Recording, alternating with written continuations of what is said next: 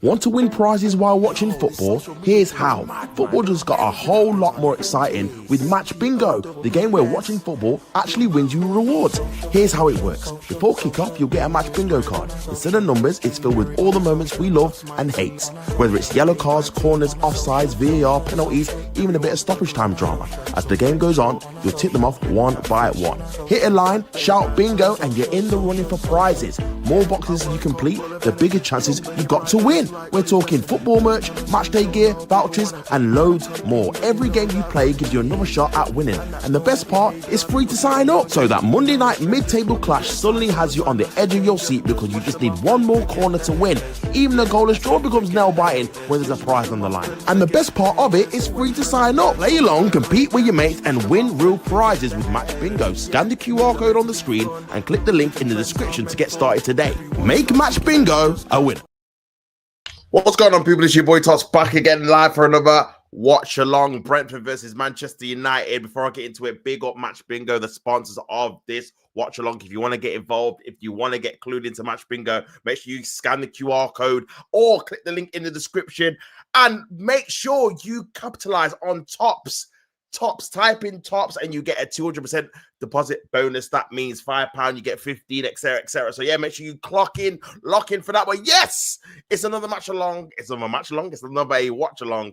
It's match day 6 in the Premier League, and it's Brentford versus Man United. Man United looking for their first back-to-back Premier League wins under Ruben Amorim since he took charge last November. So yeah, going to be a very interesting game, man. And I think with Brentford, man, they have been unbeaten in the GTEC Stadium so far this season, beating Aston Villa both in the League Cup and in the Premier League, and also obviously had that draw against Chelsea. So going to be very interesting to see what happens, man. But finally, for Manchester United's sake, they're going to have the front three they paid for in the summer, Mbeumo, Konya, and Sesko, all starting in this game in Mbeumo against his former club as well. So there's a lot of steel in the game. But yeah, I'm going to be very intrigued to see how this game actually goes about. I'm not too sure. Brentford, even though they're near the bottom, like I said, they're unbeaten, obviously, at their home stadium also as well. They're very good at set pieces, a kind of massive weakness for Manchester United, who are struggling even this season to defend from corners, conceded in the last game against Chelsea from a corner, conceded in the first game against Arsenal from a corner. So that's going to be maybe something you've got to look out for them. Atara starting, Damsgaard, Thiago, and Schneider as well. So yeah, probably their best team, man. Obviously, Jordan Henderson in the midfield too. So yeah, interesting, man. Big up Mayhem in the building. Says I'm Anfield today. Big up yourself. Hopefully you have a good time.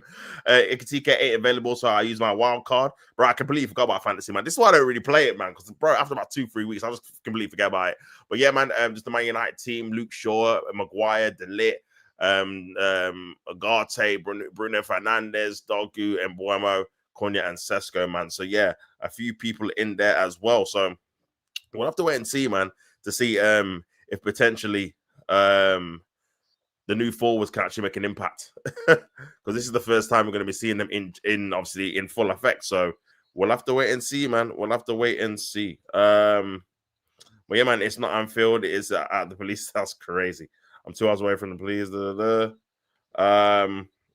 My parents worked out it wasn't Anfield. I didn't. Gay's going to slip and score an OG. We'll have to wait and see. We're winning this easily 3-1. Damn, man's confident, you know. Man United fans are confident in it. See that? See, Chelsea, what you've done. You see what you've done. You Chelsea man, fam. Get these guys gassed up, bro. I'm telling you, man, gassed up. But yeah, we'll see how they do, man. But in terms of like Man United winning, man, I think it would be very, very crucial in terms of their season if they can actually get back-to-back wins, banner aside, innit? Because again, it's something for them to build off, especially when you know they've to be fair to them, they have had a pretty tough start. Man United have obviously played Arsenal at home, Manchester City away, Chelsea at home. So you know what I mean, it's not an easy start in the first 5 games, but you would think it's going to be a bit easier after this game. I think they've got Sunderland at Old Trafford, so you're going to start to get some of the kind of the lower end teams now.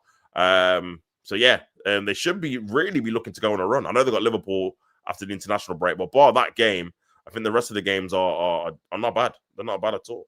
Massive Vidic, I saw one of your comments earlier on a different channel. You must have guessed what? Arsenal are washed. With a rose. Guess who? Sorry.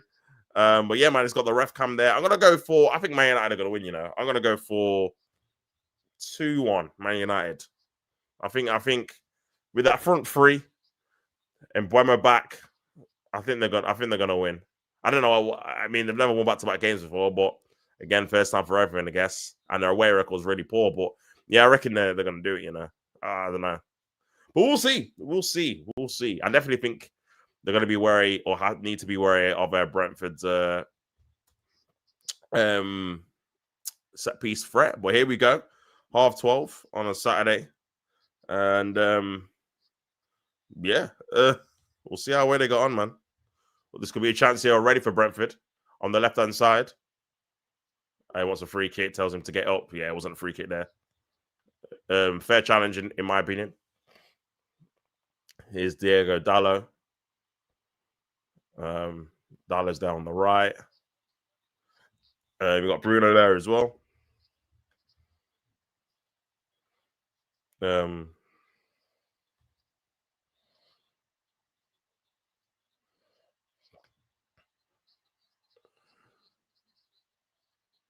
Nice little 1-2 there.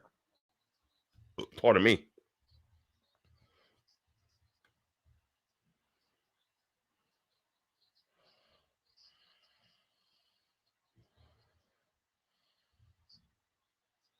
Here's Agate.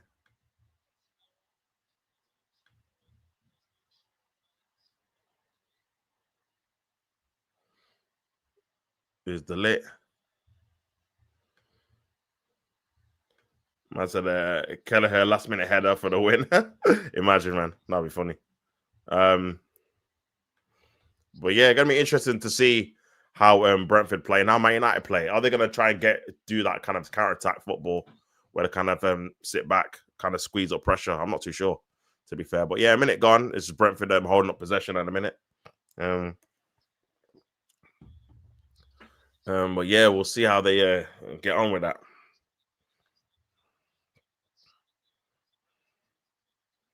Plays it back to Kelleher.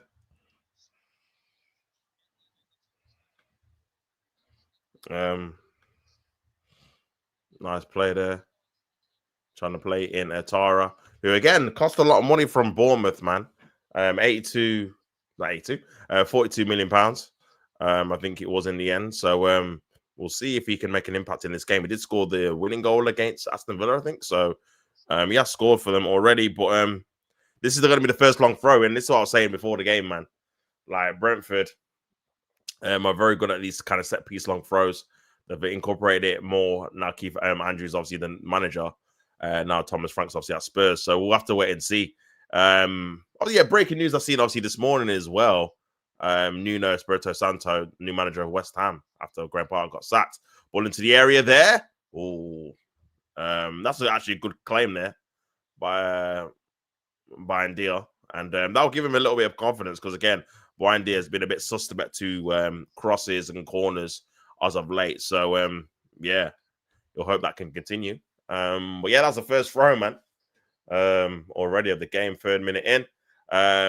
Luke Shaw switching the play to Dallo. Here's Bruno trying to flick it around the corner to Mbuemo. That's a poor pass, really. It's gone out for a throw-in.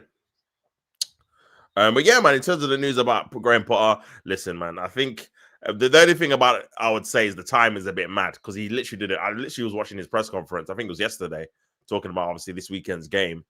And I was being Saturday morning. So yeah, that's a bit mad. But you see, you know what I think I've noticed as well? Like it seems like this is kind of the new way now in terms of they get the manager in, the new manager, and then the turnover is just mad. There's no kind of which I think is probably better for teams long term. Like you're not waiting 2, 3, 4 weeks to get a new manager. It's like, well, we've literally agreed terms with another manager. We're going to get rid of you and just announce that we've got a new manager now, which again is probably a bit more smooth sailing. That's probably why he wasn't sacked maybe last week or the week before, because it's like, well, let's see if we can get the kind of the package together to get Nuno in as the new manager, and then we can just announce it all out in one go. But obviously they've been doing it behind his back, obviously, because he was talking like he's going to be in charge of the game today. So is it today they play or tomorrow or whatever? So yeah, crazy, man. Crazy. I said my friends challenged me to do one last FIFA 25 career mode with Chelsea, but they said I had to accept the first offer for Palmer, so I did. Sesko with a shot blocked. Here's Mbuemo on the right hand side. Could be a chance here for Brentford. Cuts it back. Oh, Sesko's got a chance here. Cuts it back. Oh, poor pass back to Cunha. And there's a ball down the channel there, trying to find that ball over the top or ball down the channel there, but good defended by Maguire.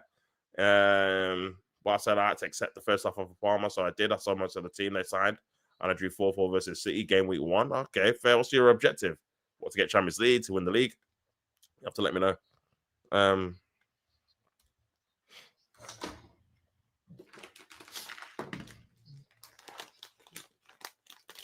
But yeah.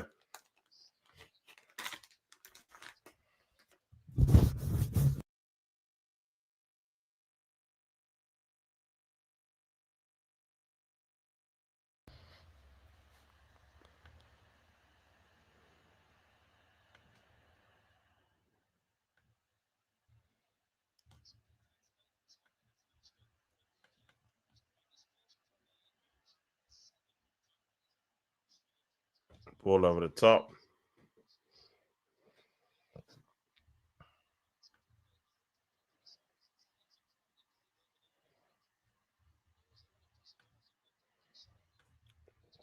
They're calling me biased, but they said accept the first offer. Don't blame me that it was 75 mil from Liverpool. Fair enough. So you playing instead? Because he said you've sold most of the players. Who have you bought? Ball over the top. That's a nice little flick there by Sesko, but lost the ball. But yeah, you can definitely see with Sesko that there's potential there, but he's not ready yet, man. No way. Not to lead a team to a title. It's just yeah. He's got a lot of learning to do, man. That's Mbuemo gives the ball. Not getting booed or anything, Mbuemo, which is surprising to be fair. Well, yeah, normally fans just boo anyone these days. But yeah, 6 minutes gone. Man United are trying to create some combinations, but it's just kind of breaking down really. As soon as they do it.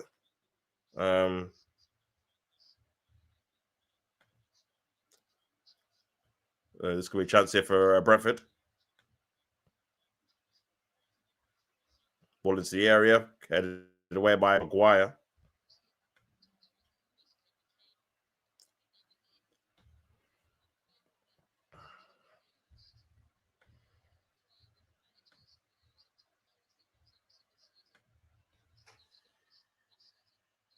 Through the legs there.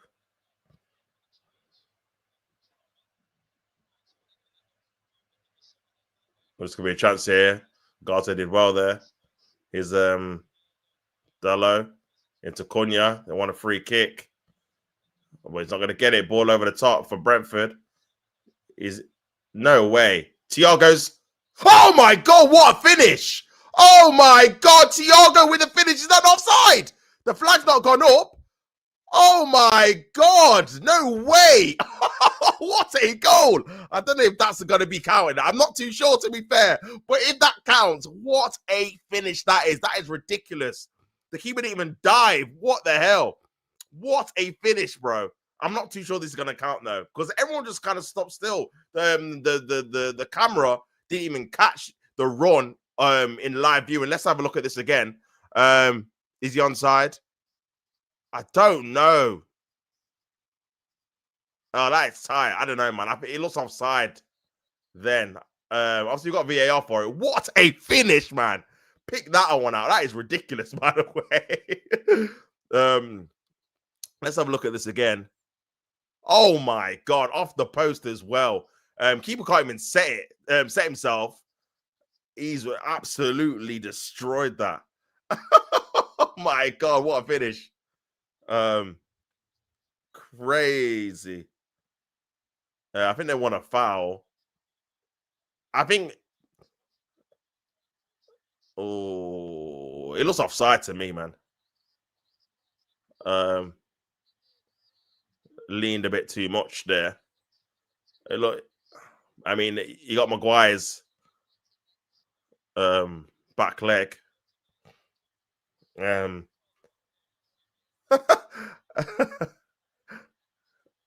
But yeah, we'll see. It's a goal! It's a goal!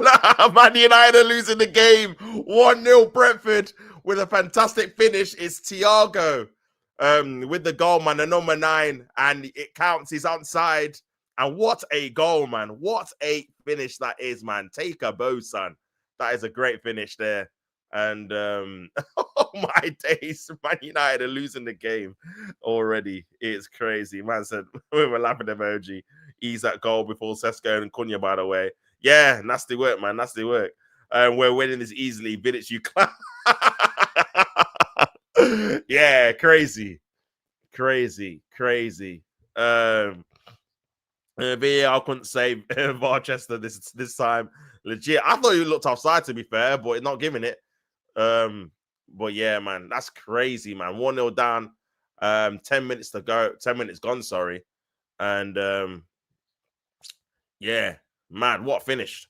What a finish, man. But yeah. Brentford have only won one game by as well, by the way. I said Haaland stinker at 3 with a fire. I don't think so, brother. I think he's gonna be scoring. I mean, see, this is why I don't play fantasy, because I didn't even change him to be my captain. They got Burnley at home. I've still got Salah. Because I forgot to change it, man. And yeah. That's gonna cost me, but whatever, man. It's just a game, innit? But yeah, that's gone out of play. And the thing I've noticed about Man United, probably is the first 10, 11 minutes, is that the players are trying to look for 50-50s to get free kicks and stuff. But you're away from home. You're probably not going to get the rubber to green, really, unless you get a really generous ref. Normally, it does go for the home side unconsciously. Do you know what I'm saying? These kind of 50-50s. Trying to chest it back there. And that's gone out for a goal kick. But yeah, Thiago, man, 4 goals in 6 games, you know. And I remember Saeed said on the Big Six, man, shout out Saeed, that, yeah, this guy's rubbish. He's not going to do anything. And I think it might have been Big Steve or Turkish said, you know, he's going to score against you, man, right? And he's like, nah, I don't care. This guy's not very good. And, bro, man's got 4 goals in 6 games, bro. That's more than all of his strikers combined. He's crazy. And I said, he eating up the motherfucking barbecue for Vidic and Korean. I was hearing Ruben Amorim's better than Pep Guardiola and Arne Slot. What happened to that? Yeah, that's mad. That's crazy. Yeah, that was this time last season. Well, in November last season, anyway. But here's Cunha with a shot, goes wide, man. But it's not a good start for Man United, man. I can't lie.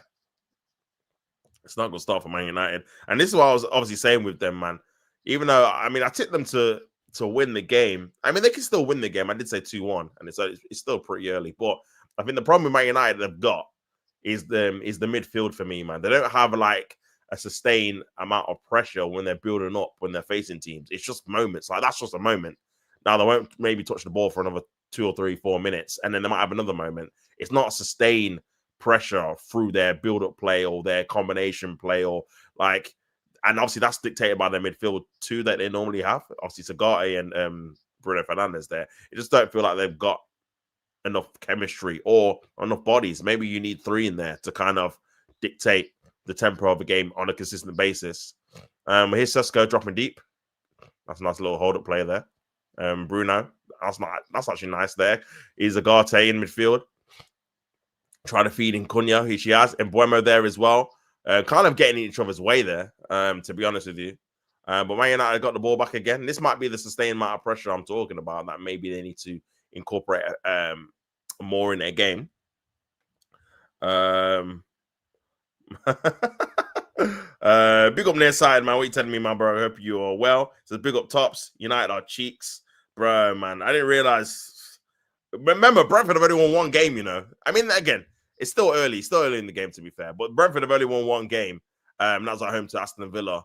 And they're currently, they were 17th. So, yeah, man, you would think if they can't beat this team away from home as well, then who are they going to actually beat away from home? Do you know what I'm saying? It says, how have they not sacked this fraud? I don't know what they're waiting for, man. I feel like, again, I said before, it seems like, I don't know if you've seen the West Ham news, they've sacked Graham Potter and got Nuno Santo in. It feels like teams now are kind of doing the whole kind of sacking and hiring in like one kind of announcement. Similar to obviously what happened with obviously Nuno and Postecoglou. They sacked him, and then straight away Postecoglou's new manager. So I don't know whether Man United are doing the same thing, where it's like, well, when we announced we're going to sack him, we're already going to announce we've got a new manager in place, ready to go in it, kind of thing. That's the only thing I can think of, man. Otherwise, you're right, bro. I don't understand how he's still in the job. Here's another opportunity for Brentford. A long throw here. Long throw comes in by Brentford. Could be an opportunity here. Oh, he struggled there, man. Buendia, I don't know if he's giving a free kick or a corner. Nicer corner, man. So, yeah, crazy. Long throw in there. He's struggling, man. And it wasn't even the best throw either. Man said Sesko is a scrub. Not really done too much in his Man United career so far, man. Not really done too much at all. All that money wasted to start Buendia. I'd rather start Reindeer. Says Mayhem. Another corner. Damsgaard in there. Henderson's obviously in the box as well. Again, Man United not great at set pieces, defending the ball into the area. Headed away though by Bruno. Can come back. Damsgaard's got the ball back again. And Brentford are dominating possession. Where is Vidic and Corinne? Vidic was in here saying this is going to be an easy win and they're going to win 3-1. And since Brentford have scored, he's disappeared. Corinne's not been in there, to be fair. I said Jordan GA. Obviously, Jordan Henderson assist as well. That's one against Chelsea, one against Man United. There's so much space in mind. This is what I'm saying, bro. Their midfield is their biggest weakness in their team, for sure. Just in terms of balance, cohesion, chemistry, all of that, bro. Like, they lack a lot of kind of tempo building because on the ball, you've got two midfielders that are not really known for dictating the tempo. You kind of look to like a Jorginho type to kind of do that. Maybe Rodri as well, obviously before his injury. They're kind of midfielders that you kind of need in the team. Santi Cazorla as well back in there for Arsenal that just dictate. Fabregas is another one. Dictate the tempo, man. They haven't really got that. They've not. I'm surprised they've not bought one. How many money they've spent? Ball into the area. Could be there. A goal here. Oh, whoa, good save there by Buendia off the line there from a corner. And Man United defended that atrociously. Again, ball into the area. Could be another opportunity here. Headed away by Dogu. And Man United, luckily they weren't 2-0 down there. It's crazy. It's crazy, man. Still another opportunity here. Nice little reverse pass. Here's Henderson. Ball into the area. Oh, great save again, man. Another header in. Great ball in by Henderson, too. Another good ball in. And that's two good saves by Buendia. And Man United are holding on. 16 minutes gone against Brentford. Great save there. Push over to the top of the bar. And yeah, mad. That's crazy, bro. Brentford literally could have been 2 or even 3-0 up with those couple of saves there. So yeah, it says, I'm good, man. How are you? I'm all good, brother. All good, my guy. All good, my bro. I said Vidic was here earlier and said it would be easy. Well, I think I can concur with that as well. Ball into the area, headed in there, flicked on, headed away, man. I said I got a feeling United concede from a long throw. Yeah, it wouldn't surprise me, bro. They're not very good at defending set pieces at all, my guy. Literally terrible. United fans are so delusional, and you know what? I feel like they've kind of took that Chelsea win out of context. The fact they were down to 10 men had a massive impact on them winning that game, to be honest with you. I think 11 versus 11 this season, they've not really looked convincing against anyone, really. Even against Burnley, they needed a last-minute penalty to win the game. So I think, yeah, man, it's crazy. United fans are so delusional. So glad Liverpool didn't sign this fraud Amarin. Yeah, he's not had a good reputation, man, after this kind of stint at Man United. He's proving he's very stubborn and not very flexible. And ultimately, he needs the best players for his system to do anything. Otherwise, he can't get the best out of anyone. Do you know what I'm saying? But here's a free kick for Brentford. Ball into the area by Damsgaard. And cleared away by Man United a little bit again. Man United kind of just need a little bit of a run of the green here. Maybe a deflection or something to ricochet into a path of someone. Because they can't really get any momentum in the game. 18 minutes gone. Brentford look more likely to score at this moment in time as well. So it's crazy. But yeah, this is what I mean. The midfield, you need guys that, like I said, dictate possession, dictate the tempo, make sure you're able to keep the ball, and then you can build off that to create attacks. They just don't have that, man. And this formation doesn't accommodate to it. This could be a chance here. Shot! Oh, it's a goal! It's 2-0! It's Thiago again! Thiago again! It's 2-0. Brentford 2, Man United 0. It was Shada with great play on the wing, cuts it back, and it's Thiago with the tap in. The keeper couldn't keep it out, and it's 2-0 to Brentford, man. And this could be embarrassing. This could get messy. Oh, lordy lord. The number 9 is on a hat-trick, man. That is now 5 goals in 6 games for Thiago. I might have to put him in my fantasy, you know. I can't lie. Let's have a look at this again. Let's see if he's onside. I think he is. Tara, nice little no, it was Thiago, sorry, with the shoulder. And bro, the keeper, you know, keeper should do better. He powers it straight into the path of Thiago, and then even the kind of the follow, he probably should save it, to be honest with you. Powers it straight into him, and then he probably should get his hands on it. I'll be honest, man. When you look at it again, it kind of just hits his knee. I don't know why he goes with one hand. Should go with two. And again, this is what happens when you don't. Bro, you should have played his new keeper he's bought in the summer. You haven't got a load of time to be in a job, bro. Like, you need to get results. If you bought a keeper that you think is better than this one, you've got to just replace him, man. Because he's a second choice. He's not a first choice keeper. Do you know what I'm saying? And yeah, that's a shot you should have saved, man. But yeah, 2-0. 2-0 to Brentford. Manchester United should be delusional. United could be dominated by Brentford. It's going to be 10 if when Deer starts, Ross. But I said 2-0, let's go. 2-0, let's go, bro. And mate, we're eating good. Near side, we're eating good. I'm telling you, bro. 2-0 down, 20 minutes gone. Ay, caramba. I put a laughing emoji. I said, oh my God, there's going to be 10 in it. It's crazy. Clown Chester United. Big up, mate. Big up, Chris, man. Big up yourself, brother. Big up, mate. Joined at the right time. London Chester. United losing to the London Derby 2-0. Oh, my God. Unbelievable, Jeff. Unbelievable, Jeff, man. Told everyone, don't judge United of Chelsea win. Yeah, bro. The 10 men. And this is what we knew was going to happen. It was going to gas them. They're going to think we can go on a run. And also, as well, because they've only got one game a week, it's like they're good or bad. It's like they kind of harness the result, where it's like, oh, we've won. Maybe we're better than we're going to do. Or maybe we're better than we've shown already this season, kind of thing, because we've won. Takes them a week to process it. And then the next week, they're like, yeah, we're going to win now. Well, we're on a positive. We're on a good run. And then now, if they lose this game, it's back to kind of, we're going to have to wait till next week until they face Sunderland. So, yeah, crazy, man. Look at this, man. Attempts 4 for Brentford, 2 for Man United, none on target. I'm surprised. How long does this guy gonna last for, man? Because you got to be careful that this kind of season doesn't get written off as well. Because the longer you leave it, the harder it is going to be to obviously recover the season, innit? Especially when you're kind of dropping points left, right, and center. Ball over the top. This could be a chance. Headed away. But yeah, I thought it was going to be a draw before the game, and then I predicted to Man United to win stupidly because I've seen the front three. But yeah, man, they're not very good. They're not very good at all. I said, hold that Mbuemo. Mbuem crap. Where's Vidic at?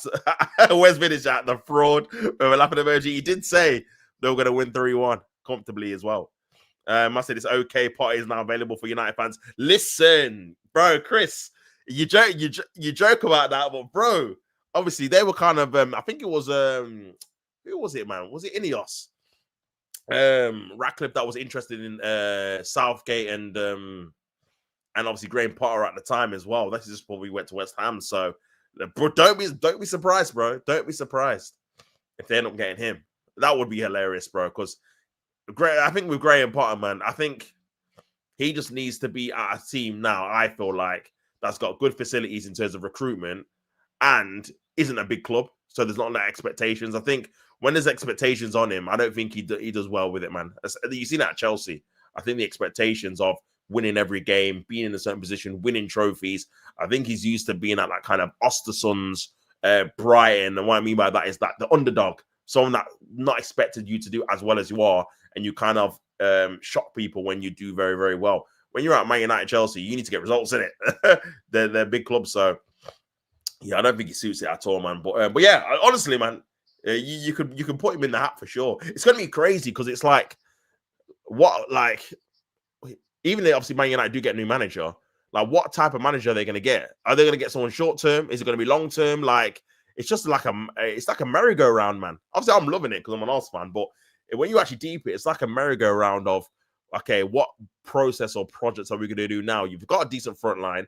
You need to get the best out of them. I think a formation change would help them massively. However, I do think they've got massive deficiencies in defense if they go to a back two. I don't think their defenders as a two are as solid as they are as a three. And even now they concede still quite a lot of goals. And then the midfield as a two, I think will help as a three. But yeah, man, even the midfield three isn't one of the probably the best. No, it's not even the top 10, is it? In terms of look at other midfield threes like Newcastle's midfield three, even like Aston Villa's midfield three. I know they're not doing very well this season, but in terms of like a McGinn and Rodgers and Tillemans, for example, I'd rather have that three than Man United's three, to be honest. So yeah, man, another free kick for Brentford. Damsgaard takes it, ball into the area. Oh, nearly another goal there, man. He's giving a free kick to Man United, but yeah, it's crazy. It's I said 2-2 my prediction. Fair enough. I mean, still opportunities. Listen, it's only 25 minutes in. We've seen it with kind of lesser teams anyway. When they go ahead, you kind of need like a Brentford to kind of score 3 or 4. Really, to be honest with you, you've seen it with Brighton last week. Went 2-0 ahead, comfortable, 1 goal back. They end up dropping points and it being 2-2. Man United have got players that could score out of nothing. If they get an opportunity, this could be a chance here for Man United. Here's Dogu. Punched away. Sesko! He scored! Sesko scored! He scored his first goal for Manchester United. And like I said, what did I say? I said teams like Brentford need to get further in front, more 3 or 4 goals, because one chance for Man United and they score. The game is back on, and it is back on. Sesko scored. He's avoided 007. He's got his first goal for Manchester United. Let's have a look at this again. It was scrappy. It wasn't pretty, but he's ended up getting on the score sheet. He's onside, Dogu, and it's not a great cross in there, but Brentford just don't deal with it. I think Kelleher needs to kind of claim that. They want a free kick. It's a good save, another good save, but again, I don't think the Brentford defenders are reacting quick enough, to be honest with you, and they had to kind of clear it, really, and Sesko, but yeah, he's got a goal there, and it's 2-1. He has backed. He has back there. And he's finished it, man. Oh, they're looking at VAR. Possible foul. I'm not sure what they're looking at there. Where? I don't know where.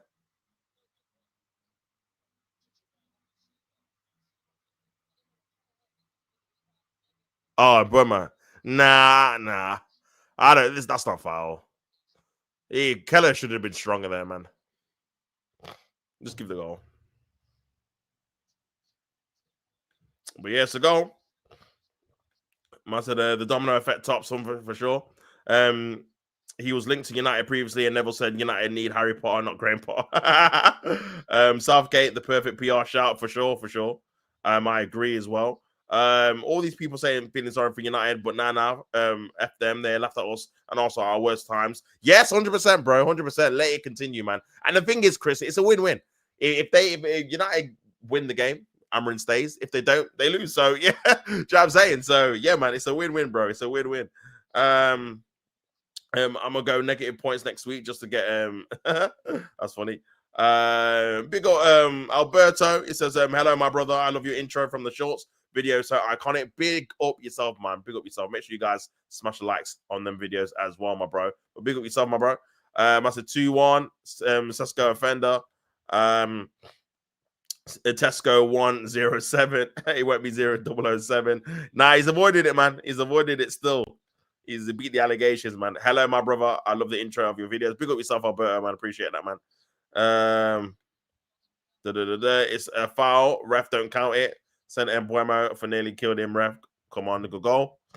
You do realize when you say Clanchester, you mock the whole city of Manchester, not just the club. I feel the real. Clownchester United, I said. But yeah, man. Obviously, Manfield's a Liverpool fan. But yeah, 2-1. And Man United have got a little bit of life back into the game. And like I said, man, when it's only 2-0, it's not over, bro. These teams, these are lower end teams that, again, are probably not used to winning as often as they maybe should be. Need to kill off the game. And one of the kind of statistics that was worrying is when the commentator said that Brentford have took the lead in 5 out of the 6 games they've played and only won 1 of them, which means they give away leads on a regular basis. Remember, they took the lead against Chelsea, didn't win that game. They took the lead in another game against Fulham. They lost the game. So yeah, man. And there's obviously there's gonna be more as well. So yeah, not ideal, man. That's a foul. Free kick to Manchester United on the edge of the box there. So this could be another opportunity for them to kind of put some pressure on Brentford again. So yeah, the game dynamics definitely changed for sure. Alberto says, I hate Liverpool with all my heart. Pardon me, yeah, I think Man United and Liverpool fans definitely have no love lost. Again, that game's going to be next month in October, so that's going to be very interesting to see how Man United fare at Anfield against Liverpool. You would expect Liverpool to have a comfortable win, but you never know, man. You never know. They drew there last year, so but yeah, free kick to Manchester United.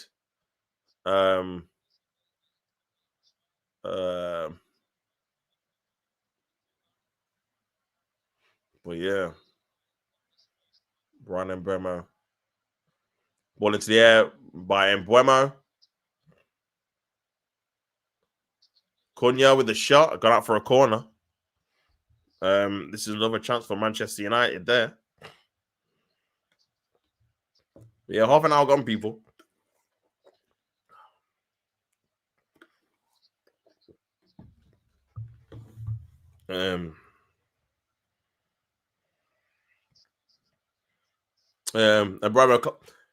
Brentford actually clapping Brian Mbeumo, to be fair, which is actually refreshing to see, to be fair, even though it's a Man United.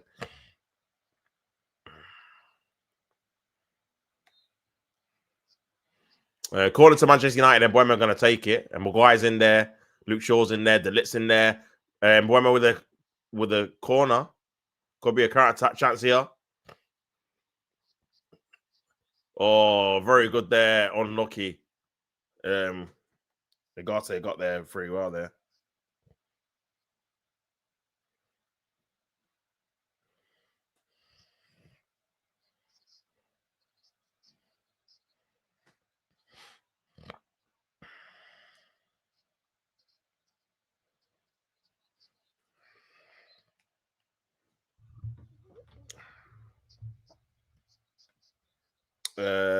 I'm not a Man United fan, by the way. Okay, who do you support, my bro? Let me know. Let me know. Look at me, I'm Evan shaking. But yeah, just looking at the Champions League. Arsenal got Olympiacos at the Emirates. Man City are away at Monaco. Newcastle away at Union. So yeah, a couple of Champions League games in the week. Liverpool have got Galatasaray at home as well. So interested. Was that home or away? Might be away actually. Here's Keller.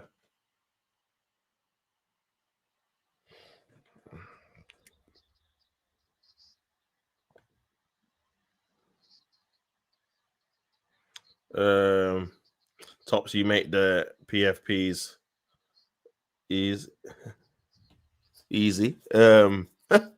Thanks, I guess. I'm a Barca one. Oh, you're a Barca fan. Big up yourself, bro. Looking like you're doing very well in the league so far, and obviously a good win in the Champions League away at Newcastle. With Rashford scoring a few goals, so big up yourself, bro. Here's Harry Maguire trying to win the ball in the final third. And Brentford kind of just need a period where they kind of just ease up on the momentum from Man United. Look at that. Last 5 minutes of possession, 70% for Man United, 32 for Brentford, man. Ball over the top there. Trying to play in Otara.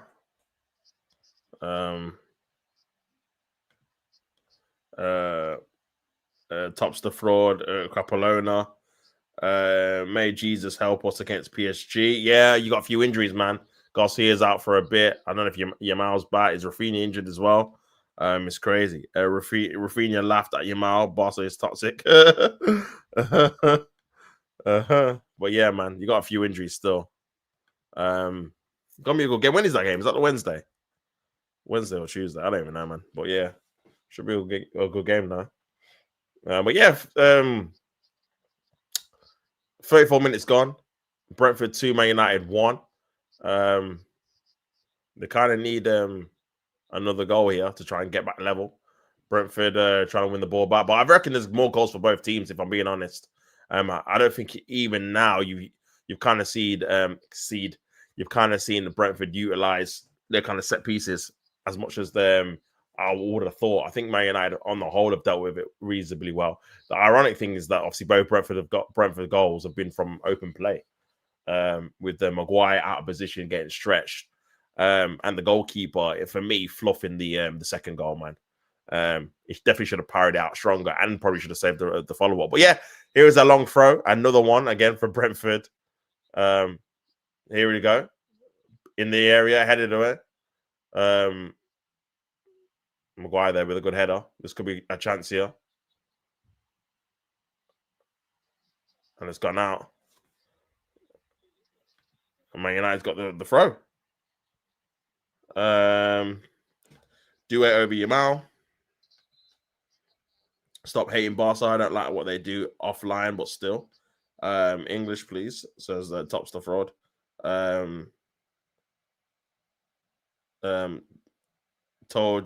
Told, oh, Tops, you're a hater. Oh, I'm not a hater. I don't hate anyone, bro. I'm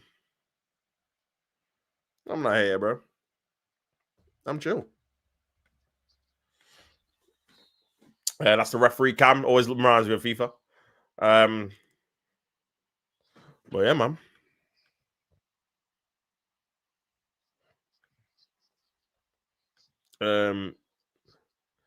Due over.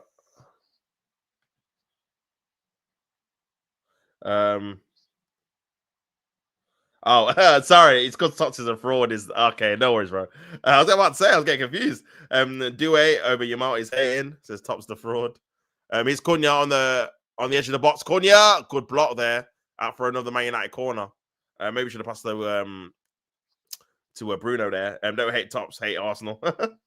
Tops not you. Sorry, bro. Might autocorrect. Nah, it's all right, my guy. It's all right. Big up yourself. It's all right, my guy. On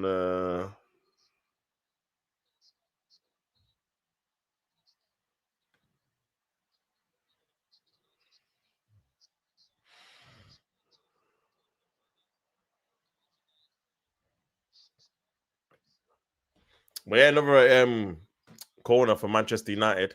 8 minutes to go in the first half. Maguire, the Litz there as well. Sesko. It's going to be a good opportunity again. Ball into the area by Mbeumo. Harry Maguire gets his header cleared away. Here's Shaw as well. Ball by Bruno Fernandes. Easy, man. He's had a poor game, to be fair, so far. Not really been influential at all. Damsgaard is on the right. Good defending there by Cunha. And Luke Shaw's got the... Ooh. Luke Shaw's want to throw in there. His Cunha. Cleared away. Cleared away again.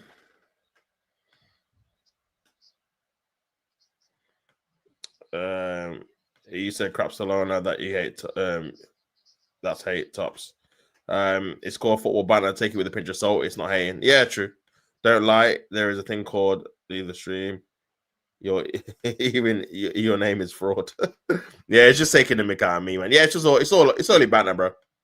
It's just banter, man. Only team I hate is Real Madrid. Fair enough. Yeah. It looks like Dallo might be taking a long throw as well. What is it with these long throws? Everyone's just taking long throws now. It's kind of mad. Arsenal do it. Man United are now doing it. Brentford obviously doing it in season 2. That's a very long throw as well, by the way. Cleared away. But yeah, it seems like we're going towards, oh man, kind of just set pieces dictating kind of games now, man. I feel like there's been, it's the lowest kind of XG since 2016 in the Premier League. So that's obviously expected goals from open play. Because everyone's just relying on corners. Chelsea have scored a lot of corners. Arsenal obviously scored a lot of corners. Brentford have scored a few long throws. So yeah, everyone's kind of highlighting or kind of focusing on set pieces, man. So yeah, I think in the game itself, you're not really seeing as much open play, physical or kind of fluid football as many other seasons. So hopefully that changes, man. Because you don't really want that. It's going to just turn into a set piece game. But next Saturday is Leeds versus Spurs, so that should be an interesting game. Leeds at home to a big team, and then AC Milan versus Napoli, which is a good side as well. That's tomorrow. Yeah.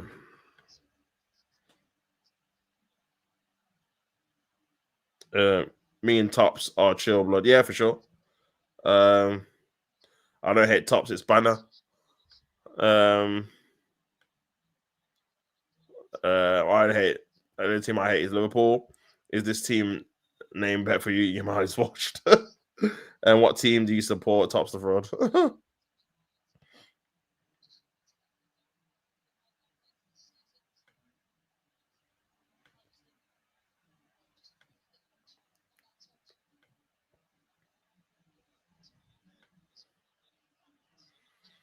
But yeah, this game's kind of fizzling out a little bit towards the end of the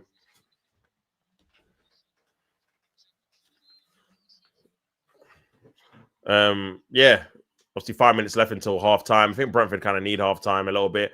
Man United have been the better team, I'd say, since they scored the goal. Brentford not really troubled Buendia really since then. So I think if you're Man United, you want to kind of maybe score another goal and go in level at half time. And I think you probably would have got away with one there. Cunha, that's a free kick to Brentford, foul by Cunha there. But yeah, if you can try and get a draw from that first half, I think you definitely would have got away with one, considering that you didn't start the half very well and you're 2-0 down, so away from home as well. But if you're Brentford, you just kind of want to keep it 2-1, regroup, go back in the second half, and then try and attack Man United the same way you attacked them early in the first half. Because I think they definitely are very frail defensively. Sorry, long throws, set pieces, corners, etc. So yeah.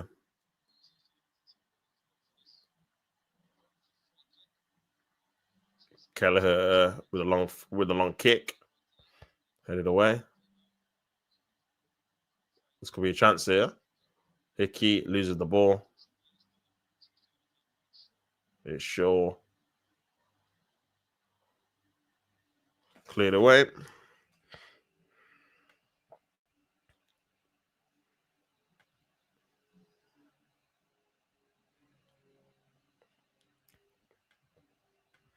I'm asking you, Yamal is washed. For Yamal is washed. Salah over Yamal, Isak over Lewandowski. Gap over Rafinha, Rio over Yamal. I said Rio, you know. A couple of minutes to go until half time.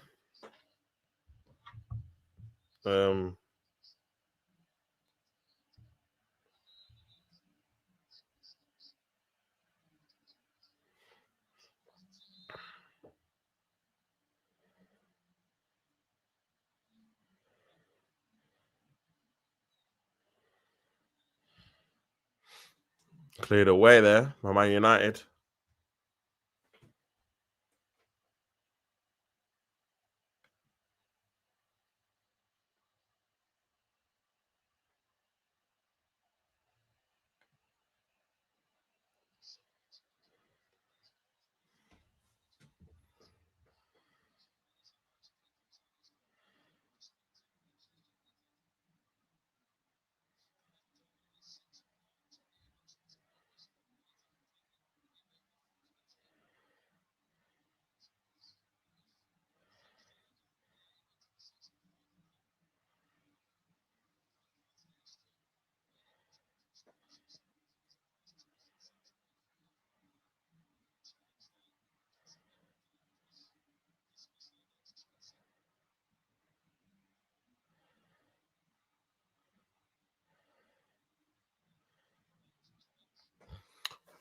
Brentford just keeping possession for the time being.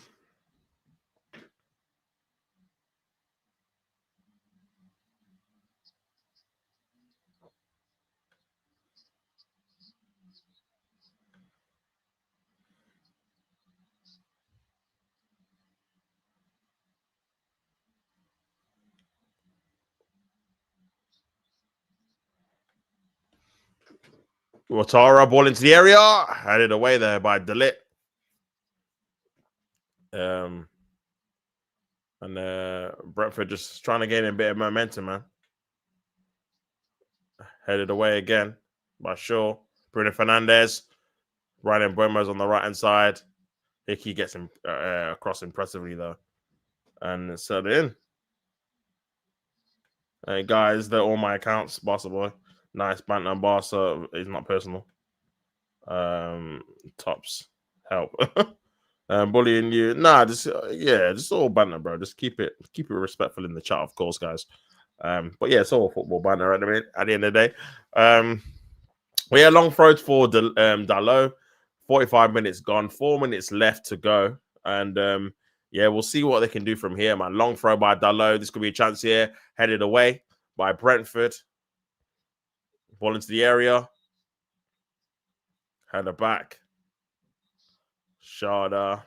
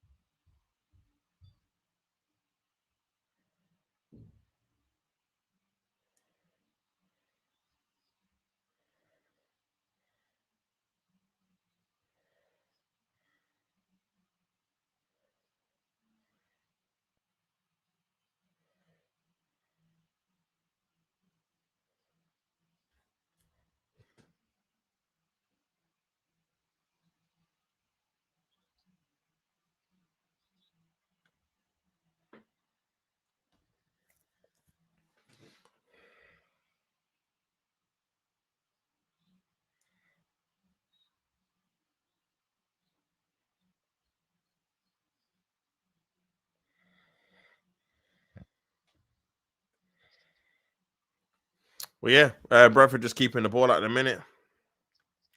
United fans were like, goes 20-0 down. Where Wash scores a penalty to make it 20-21.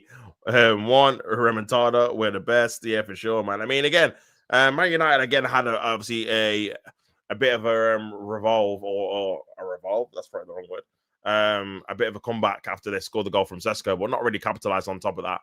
Kelleher, I don't think, has made any other saves apart from obviously within the sequence of the goal. But yeah, Brentford will be happy to go in probably 2-1 up. It's probably a fair reflection of the game. This could be a chance, though. Is Thiago just not quick enough to get past the lit there, but good defending in the end. But like I said, man, they look threatening still. And also as well, even when you couldn't put it out for a throw-in, because they've got that kind of long throw aspect, sorry. It kind of feels they're going to be putting in a cross in the box every time it goes up for a throw. So, but yeah, another long throw here. This is probably the last chance of the half. About a minute left until half time.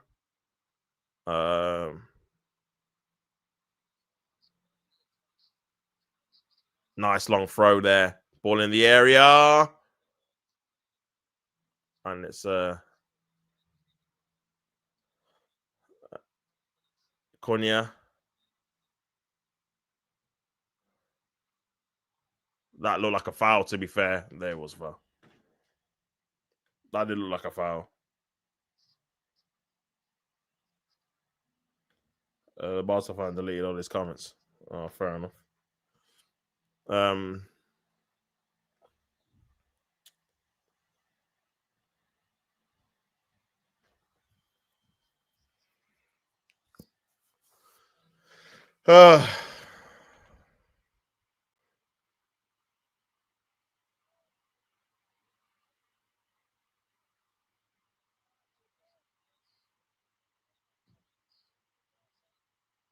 Half time, people. Half time. 2 to Brentford. Goals, a double from Thiago. A fantastic finish. He was off. It looked like he was offside, but he was onside. And it was a great finish there. And then the second goal, Again, Kevin Schade kind of created it when Diaz should have definitely should have done better, man. But yeah, it's a goal, and then Sesko gets his first goal. He avoids 007, man. Gets his first goal for Manchester United, but it's still Brentford 2, Manchester United 1, man. So it's going to take a tough ask for Manchester United to come back and win the game. Can't remember the last time they scored 3 goals, really. Can't remember the last time they scored 3 goals away from home in the Premier League. I don't even know when that was, bro. To be honest with you, if they've ever done that on them under Ruben Amorim, they've not won a lot of away games. They've not won one this season. So yeah, I think that actually, I tell you, like, they last scored 3 goals away from home when they beat Leicester 3-0. That's their last away win. I think that was like in March last year. So they've not won an away game since then, man. But they're gonna need 3 goals in this game to win this one. So can it happen? Possibly. I think Brentford have got a bad tendency of giving away leads. But I still think Brentford look dangerous, man. And I think if Man United are going to score, I think Brentford are probably going to score at least 1 more goal. Unless Man United tie up at the back. Because, yeah, they have, even though they've not conceded from a direct like set piece, they have looked a bit shaky from those kind of situations, whether it's long throws or corners. But overall, I'll probably say 2-1 is probably a fair reflection. I think Brentford were definitely the better team, went into a 2-goal lead. But then Man United did come back into it and probably deserved a goal. So, yeah, I think 2-1 is probably a fair reflection of the game. We'll have to wait and see if Man United improve. I said, we don't do 007 memes around here. You do know your team is the originator of this 007. It was obviously Jadon Sancho when he went 007 for Man United that was the originator of this whole 007 kind of gimmick anyway. So the fact you say you don't do this is very cheeky. But yeah, my friends call me fake Liverpool fan for doing the or the career modes. Like, dog, no, you could do all the teams, man, for sure. Last time they scored 3 was Burnley out of Trafford. Yeah, I was obviously talking about more away from home, but yeah, man, they did score 3. But again, it takes a penalty. 1 was an own goal as well. So I think not only is obviously Leicester the last time they scored 3 goals. I can't remember if they got a penalty in that game, but it might be the last time they scored 3 from open play in the one game, man. I think someone said they've not won a game unless they've got a penalty, had a man sent off, or scored an own goal. Which is crazy. It's actually crazy, man. So yeah, man.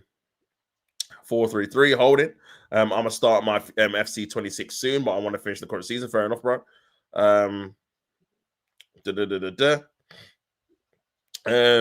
Potter sacking was inevitable, says Chris. I thought he'd be a good appointment, to be honest, but I was wrong. I thought Nuno looks like he's getting the job after he was pictured last week with one of the West Ham board. Yeah, I think it's been not officially confirmed, but I think basically on Twitter they're saying that he's basically going to get the job now. It's probably going to be announced within the next 24 hours. But yeah, I agree. I mean, when he went there, I thought was it will do a good job if you kind of give him the plays that he kind of wants. Because obviously, Graham Potter is very particular. Like, he had it at Brighton, but Brighton are very good at recruitment anyway. I think a lot of managers, as you've seen in the past, can kind of work with who they bring in as a collective anyway. But I think with West Ham, when they spent the kind of the money they spent, it kind of was on players that didn't really fit a particular system. They were just kind of like named players. Like, oh, this guy's good from Leeds. They got Somerville from Leeds. But how does he fit into kind of the current structure? No one really knows. They got Fulcry from Borussia Dortmund, who again had a great season in the Champions League and in Bundesliga the year before, and obviously played for Germany as well.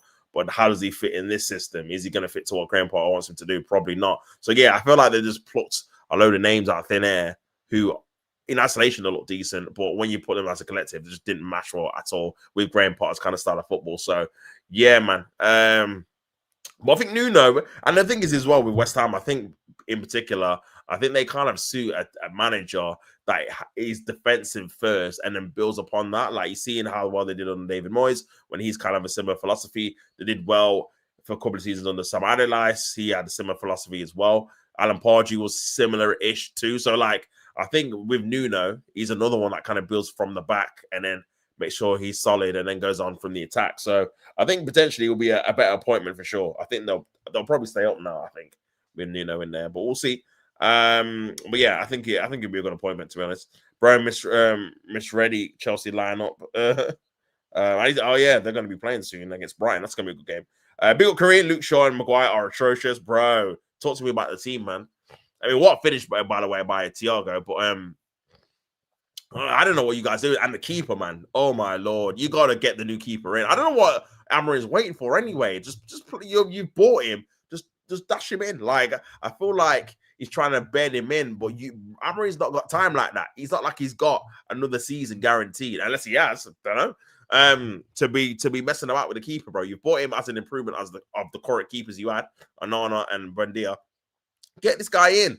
Buendia, for me, should have saved that second goal, man, for sure. He made a mess of it. He should have parried it clearer, and then he should have saved it. He should have just put two hands on it because it wasn't a particularly good follow-up shot from Thiago, but then it squirmed in. So, and that's why you're losing that. Otherwise, it would have been 1-1. But yeah, I think Luke Shaw, Maguire's not been good. I don't think Bruno's been good at all. Not already providing anything. And this is the kind of issue you've got.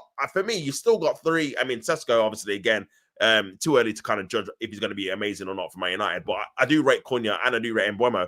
But they've got no service, man. Like, you don't put them in situations where they can obviously do damage on a regular basis. Do you know what I'm saying? So that midfield structure is a massive worry for you guys, for sure. Big old Chris says Nuno would be a class appointment. The problem is Nuno at West Ham owners, but the marriage be a marriage made in hell. But he knows he's already going to have a decent squad at the hands, just needs to improve defensively. Yeah, I agree. I think if he kind of focuses on defensive structure first, you've still got Bowen in there, you've still got Pekatar, you've still got Somerville, who I think he is a good player as well. So you've still got players in there, bro, that can definitely impact kind of the team. I just feel like they need to be more defensively structured and more defensively solid. They can't be conceding 5 goals at home to Chelsea. Do you know what I'm saying? 3 goals at home to to Tottenham, sorry. Do you know what I mean? So that needs to change for sure. Semenyo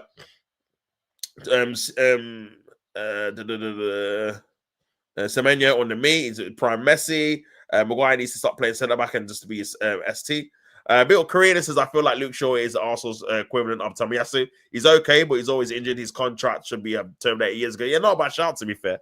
Because I've been part of the difference with Tomiyasu is that at least Tomiyasu is obviously more versatile to an extent because he can play right back, left back, and centre back. So you can kind of understand keeping it onto him a bit long because you're like, if you can actually get over his kind of injury kind of problems, you've got literally a utility player that you could just dash in any game in any position along the back four. But with Luke Shaw, man, he's just been there. But at least with us, Tomiyasu was only with us for like 3 years, 4 years. Like Luke Shaw's, he's going to get a testimonial soon if he hasn't had one already. What 2015? He's been there. So yeah, man, you should have cut the cord long ago, bro.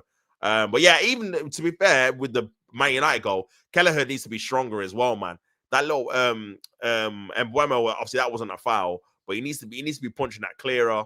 But yeah, man, poor goalkeeping for both goals, to be honest with you. But yeah, what is he doing on his side? I have no idea, man. I have no idea. And this is why I feel like even though if you change your formation to 4-3-3, I think midfield wise you'd be better, but I think defensively you'll be a bit weaker because I feel like the centre backs you do have, they, even though you can still conceding goals and they're not particularly great, they suit a back three because they're more protected. They've not got a lot of pace. Them in a back two, oh my! Imagine Maguire in a back two, man. Gee, and you're playing a high line or you're trying to play man mark defending. He ain't got the pace, bro. Like he's not got the mobility. He's good in the air and he's good playing deep. Do you know what I mean? But when he's having to push up in a two, I'm talking about, man. Especially he's getting older now and stuff like that, bro. He's gonna get caught out, man. So yeah, that's kind of another kind of situation or another topic for another day if you do get a new manager. But it's kind of crazy. Born to play a striker, forced to play centre back. Big up Korean is, I'm sorry, big up Vinich. He says, not our fault these things happens. Or what do you want us to do? Shoot the pen, Sky. Hi. Try to make it even at 10 men. Try to say sorry when they score an own goal. No, but my point is, I keep on you, Kurt. My point is, Vinich, is that why can't you win when these things don't happen? Obviously, these things are not going to happen every single game. You're not going to go down to 10 men like you're not now. You're not going to get a penalty, which you haven't now.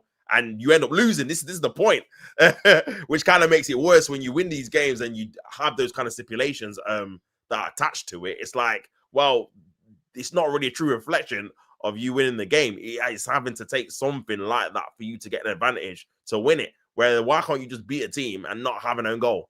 Like, why can't you just not score 2 good goals and you just win or not have a penalty? Like, why can't you score from open play? Why do you have to go down to 10 men for you to gain a bit of momentum in the game? That's the kind of point I'm making, isn't it? It's obviously not a good look if you're relying on that. And the guy's nearly been here a year, bro. Like, it's a long time. Do you know what I'm saying? So, yeah, man, that's definitely a food for thought for sure. Maguire should stop playing for Man United, hands down. Vidic speak English, not gibberish. I don't want him to play a centre-back, midfielder, or striker. I just want him out of the club. Again, man, he's one of these guys, the Luke Shaws, the Maguires, the Dalots. These man needs to be moved off. But again, you were never going to do it in one kind of window. Do you know what I'm saying? It was just never going to happen. It was just never going to happen, man. So I'm way behind. Man said Maguire over Luke Shaw. This redemption arc is such a joke. He should have been sacked on the Ollie. He's not good to play for any top 6 side or would get into the top. Yeah, facts, bro. Facts, man. He had some good PR, especially after all the stuff that happened in abroad or whatever, to get back into the team. Because I remember he was so close to going to West Ham, was it? On loan, and then he obviously didn't want to pay his wages, and then he ended up staying at Man United. And now he's starting for you guys. And it's kind of just slipped under the radar because there's been so much chaos going on with other positions and the manager and stuff like that, and the formation. It's kind of just, oh yeah, Maguire's back into the starting lineup. Well, he was, like you said, he wasn't good enough like 2-3 years ago. You man, like majority of the fan base were like, yeah, get rid of Maguire. He's obviously not at the level. Just take the hit on the 80 million. He's obviously not good enough, and then go from there. But all of a sudden, he just started saying about now. And he's like, well, what's going on here? Do you know what I'm saying? So yeah, Yamal second for the Ballon d'Or was a disgrace. Top 3 should have been Salah, Rafinha, and Dembele. Korean says Amarin is taking the piss. I feel like Maguire and Shaw will do something stupid. Also, Dalot is a constant liability as well. Yes, man, it's the same kind of same culprits really, especially in defense, man. Same culprits, man. We're not a top 6 side, Korean. You're not top 10. Yeah, are you even top 10? Like, banner aside, I don't think so. You know, get Dalot off for Leon. United always get dominated midfield and defense is terrible, bro. This is what I'm saying, man. But again, unfortunately, because you need kind of a rebuild in terms of you need kind of fresh new players anyway. And then obviously, I think you need a new manager personally.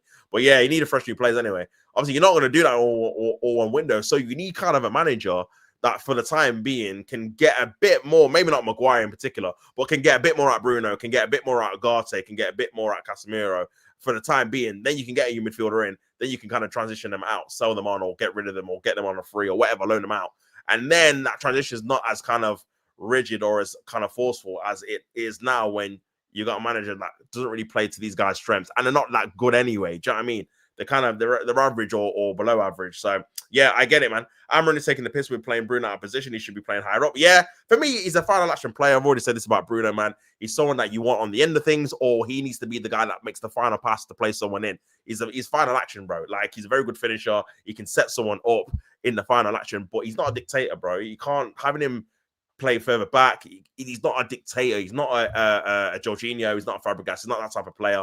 He's not someone that's going to dictate the play. And also defensively, he's not always going to be aware of his surroundings because he obviously wants to go forward as well. So that's always a mismatch in midfield. As long as you play him in the 2, you're never going to have control of games. This is why I'm so shocked you've not got someone like that profile, that deep lining playmaker. That's, I think, someone that you're definitely missing for sure in your team. You've not had that in a while, maybe since Pogba. And even he was kind of used in different areas because he was so good. He could be used as a 10, he could be used as an 8.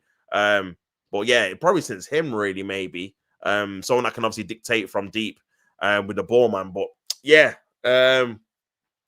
obviously Casemiro can do it to an extent. But again, you kind of need bodies around him. And you need kind of 2 midfielders next to him to kind of do the running for him. Kobe's more of an 8, someone that's obviously receives the ball on the half turn, wants to get forward rather than a dictating 6. So yeah, man. Still, man, it's crazy. It's very limited player with a limited mobility. How is this guy who was signing under Van Gaal start at the club? It baffled me. Yeah, it's crazy. His prime, his English Premier has carried him for. Sorry, his English Premium. I don't know why he said that. His English Premium has carried him for a very long time. Also, he's decent for England. Premium has kept him at the club for a yeah, true. I mean, I think Gary Neville was saying, yeah, he would start Maguire at the World Cup. Sorry, he would start Luke Shaw at the World Cup.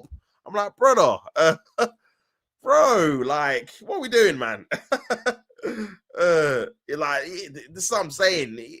That's the thing with Neville, man. He just has the same kind of one. That's the thing with him, good and bad. When he has like a what's the word? A kind of perspective on a player, it just stays with that player. Like, even if he gets worse or better, it's just kind of no, this is what he does. He's good at this, or he's not very good at this, and that's it. Do you know what I mean? It never changes or budgets, but it's like, bro, it's 2025. You can't be talking about Maguire and Luke Shaw, bro. Like, you got to move on from these players. Do you know what I'm saying? Kurt is a fraud says, when will people understand if we get a midfielder, it's still 2 midfielders against 3, we'll get overrun anyway, even if we have a prime Kante. But, bro, that's what I'm saying. This is why people are looking at the manager, bro, and say, you know what? This guy needs to be cut because he won't change the formation, man. 2, and I agree, 2 wouldn't, in my opinion, won't work. This is a long throw to Brentford. And good take by the goalkeeper there. But yeah, man. My standard of left back is Patrice Evra, sorry. It's not this disgusting TikToker. He's just filling a body in the squad. If he was to let go today, he would struggle to get to a Prem side. But you know what? True, bro. Like, who would he actually go to? I could see him maybe like a Brentford, and Brentford are near the bottom, really, man. Do you know what I'm saying? So I agree, bro. I think some of these players, you look at, like Mourinho said, where they play, how they play, if they play. You know what I'm saying? That's a quote. I can't lie. That was a big quote, man. But that's true, man. Like, where are these guys going to go after Man United? It's just going to be not a team that's maybe kind of secured or regular in the Premier League. Someone that maybe is flirting with relegation every other season. So, yeah, I agree, man. If United win today, they'll be lucky. I will not be surprised if United lose. Again, 2-1 down still. Got to be difficult for you to get 2 goals with no reply. I can't lie. I think Brentford definitely have another goal in them, which would mean you need 3. So I don't know if you've got that in you in your team. Also, why is that Turkish Anana still playing in goal? If United signed a keeper, just chuck him in. This is what I'm saying, bro. And like I said, the fact that Amarin's waiting so long to start him, like, you've only got 1 game a week and you're under pressure. You need to start winning games. You've obviously bought this keeper because you think he's better than what you've got. You've got to play him over who you have. Do you know what I'm saying? So it's like he's waiting for one day to make more mistakes. So then he's got an excuse to drop him and play. And it's like, bro, you're the manager, man. Just make it say, this is our new keeper. You're coming in. And then he has a good game and then you just keep him in. Do you know what I'm saying? Because at the minute, you've only got 1 game a week. Lamens ain't gonna play until January, bro. Because you've only got 1 game, 1 Prem game. You're at the League Cup, so yeah, mad. And Manchester just put Lamens in at half time. All these dumb United fans going, this could be a chance here. And good defending there by Luke Shaw. All these dumb United fans going, yeah, Maguire's redemption arc is amazing. I used to watch Rio. Yeah, man, the standard is crazy. Maguire is such a passion merchant. He always looks serious and goes by. Darlow Portuguese premium is carrying him as well. Has no positive attributes to play in his position. Yeah, man. He's not very progressive when he's on the ball and stuff like that, man, as well. Again, another player that, unfortunately, you've got so many that you need to move on. It's hard to do it in like I said, in 1 window, bro. Unfortunately, you're gonna have to be patient, man. To a degree. I'm not saying you should be doing better than you are in terms of results and performances, but in terms of getting players that you don't want, you got to just hope you can get another manager, like I said, that can just get better out of them for the time being before you can move them on. That's kind of the quickest way to do it. Otherwise, you're kind of waiting until you sell them. Do you know what I mean? Which might not be this window, might be the next window, might be next summer, the summer after that. So, yeah, we'll see, man. I went from David De Gea to Buendia. That United goal was so lucky and they didn't deserve it. I think they played better after they scored the goal, but during the time, it was against Jordan play. But I think based on how they played afterwards, even though they didn't really test the keeper, but they looked more in the kind of the in the forefront of trying to score a goal. They probably deserved it based off the back of that play. But then you could argue, would they have played like that if they didn't score? So yeah, man. We'll see if they can score another one. We need to get Stella. That's a poor header by Delit.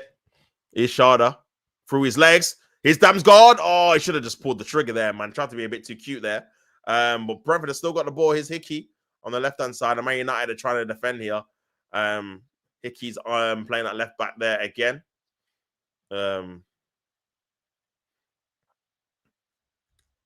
Big up Korean says, like I said, I've lost faith in this manager. I'm pretty disconnected. I wish it worked out, but I won't be surprised if another manager should be coming in. Gary Neville is a muppet. I hear it, man. Like I said it earlier in the stream, bro. It seems like I don't know if you've seen with obviously Graham Potter getting sacked, and now Nuno Santo is obviously going to be the new West Ham manager. It seems like these teams are kind of just getting rid of the manager and bringing in the new manager and announce it at like one time. So maybe you're working behind the scenes to try and get the details done for a new manager. And then when you announce Amorim's been sacked, the new manager's raring to go straight in, and you know you're going to get. So maybe it's that, man. But yeah, I can't see him lasting too much longer, to be honest with you, because again, you're getting to October now, and you're going to be 13th, 14th, 15th. And I said last year, and this is why I said I would have sacked him. You get a hard start, which you did, and you're round 13th, 14th again, which you are. Bro, he's gonna get sacked anyway. But yeah, you've kind of done the same mistake. I mean, for me, you're kind of looking at it thinking, do you even want to get anyone permanent in? You might be better off just getting an interim, bro. I can't lie, because again, it's another thing where it's going to be a completely new manager. He's going to want new players, a new system. Man United fans are going to hope he can save this season, and he might not be able to, even though it's still pretty early. And you got better players than last year. Here's Cunha, easy save there. But still, you've still got deficiencies in your defensive structure and your midfield structure and personnel and the goalkeeper, really, because Lemens isn't proven. I don't know if he's going to be any good. He might be a little bit better than Bundio. He might be loads better. Who knows? He needs, obviously, a chance to play. But obviously, your attack is miles better. But there's still a lot of work to do for you to be a competent team, in my opinion, especially with the players you've obviously still got in your squad. Here's Bruno. Gives the ball away, wins it back. So, yeah, man, there's a lot of stuff to do, bro. So, yeah, you might be better off just getting an interim and then getting your proper manager next summer, so he gets a proper preseason, man, because it's crazy, man. Master Gary Neville is a muppet. He's United bias is tiring. Yeah, bro. Man had United in the top 5 or 4. I think he had them in the top 4, bro. Thinking about it now, that's ludicrous. Ahead of Chelsea, ahead of Newcastle, ahead of all these teams, bro. Top 4. Come on, man. Top 4 is crazy. Top 4 after being 17th or 15th. And don't get me wrong, you can make massive jumps, but you got to look at obviously the manager. You got to look at the structure. You got to look at the personnel, the players. You still had Anana in goal at that time when he did the prediction. You still had obviously certain players at the back that you have. It's like, bro, like even though you got good attackers, your structure of your team still doesn't create chances. You still don't dominate games. You're still not solid defensively on a regular basis. Your team picks it up a little bit at Old Trafford for big teams, but ultimately, away from home, you've been abysmal. Sorry. So yeah, but yeah, the biasness just kind of creeps in for sure. United fans gas up their own players too much. Most of them are below. Yeah, for sure, bro. Especially when you kind of compare, like you said, man, you can only compare to what you're used to or what you've seen growing up. When it is like your Rios and stuff like that, and Vidic's and stuff in defense, and then you obviously the strikers that you had were mad. This is why, I don't get gassed at seeing Kai Havertz, bro, because I'm like, bro, I'm used to seeing Thierry Henry, I'm used to seeing Van Persie, man. Like these Ian Wright, these are the strikers I've seen growing up. Even strikers like Wiltord and Kanu, even strikers like Adebayor, bro, like. These players are miles better than this guy. You know what I'm saying? So I'm sorry. And that's not me hating. That's just the honest truth, isn't it? So this is why I can't get too gassed when I see him play for my team. Because I'm like, bro, I know what a proper striker looks like. Or someone that's a proper number 9 looks like that plays for my team, innit? So I think it's similar to you guys. So yeah, I think there's a reason, in my opinion, you are 15th or you were 15th last year. Ultimately, you deserve to be there based off the results and the performances and the players' performances throughout the season, man. You know what I'm saying? 38 games is a long time to be that bad. It's not like it was like a cup run or it's like a 4 or 5 game like span. You were bad for a long time. But yeah, again, like I said, the season's just started. It's 6 games in. There's still time for you to, again, even have a decent season this season in the Premier League. But I think changes need to be made, whether it's managerial, whether it's tactical, whether it's personnel. To see if you can try and improve, to be honest. It's no coincidence United have been struggling. The players are not good enough, and I don't think the current manager is good enough. Yeah, I think, like I said, I think some of the players, it depends on obviously what your kind of expectations are. If you're expected to get top 4, yeah, they're nowhere near good enough. That's a terrible foul by Bruno. Lucky he's not going to get a yellow card for that. That was very high. I think will he? Is he going to just warn him? It might be off, because he's not actually branded a card yet. Nah, yeah, it's a yellow. It's a yellow. He's been poor this game, man. That's what I mean about Bruno, bro. Like, I think the problem with him is that you see, obviously, he scores the goal. He plays decently well against Chelsea, against 10 men. And you're like, okay, cool. Bruno did his thing. And then when the team needs him in this kind of game, away from home, up against it, losing the game, need you to kind of put in a decent performance, he always puts performance in like this, isn't it? Where you're like, this is not helping the team. Do you know what I'm saying? So, but yeah, in terms of what you're saying about the players, I think the players are good enough to definitely be in the top half, definitely challenge for a European spot. Not say they would get it, but probably 8th, 9th, 10th. I would say it's probably your region, 7th, maybe. That region there, I would say, personally, with the team you've got. Because I think even if you change formation, you're going to have some deficiencies in defense, man, with the two centre-backs. Definitely. Because you look at Yeni Euro is probably maybe the best one you've got, but he's kind of young and experienced. But maybe in a 2, he might actually suit it. But De Ligt and Maguire definitely suit a 3. Luke Shaw, obviously, he's not even a centre-back. He suits a 3 as well. Mazraoui the same. So it's like you've not really even got centre-backs there as a pairing that suit a 2, where you ain't got the protection of a third man to kind of cover defensive mistakes or kind of spaces in behind. So yeah, man. But yeah, still 2-1 though. Here's a chance for Mbeumo on the right-hand side. Ball into the area. Good ball in. And good ball in by Mbeumo. And Doku just couldn't get out at the end of it. Marino should have just gotten everything he wanted. Martial, Luke Shaw should have been sold. Yeah, man, he wanted Rashford gone as well. That famous quote, why always Lukaku? Why always Lukaku? Why always Lukaku? Now you see why always Lukaku when he played Martial and Rashford against Brighton away and they lost 1-0. And he didn't start. I think Lukaku might have been injured, but he didn't play Lukaku and they lost the game. So yeah, maybe, man. Maybe. But yeah, Luke Shaw's still there. Martial obviously was there too long as well. But again, you've kind of added to it now. Ball into the area and easy. But yeah, it's still only 2-1 though. There's still a game there to be won for Manchester United if they can try and get some momentum within the game. Brentford look like they've kind of not tired, but eased up the kind of intensity a little bit on the game. Kind of feels like they're happy to be sitting on a 2-1 lead at a minute. Very dangerous territory because, again, one lacking concentration can obviously open it up for Bayern Munich. So Bayern Munich for Manchester United. So yeah, we'll see. We will see, people. We will see. But yeah, very, very slow with the tempo, man, at the minute.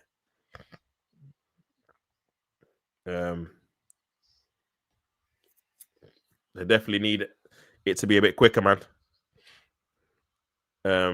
Bruno Fernandes.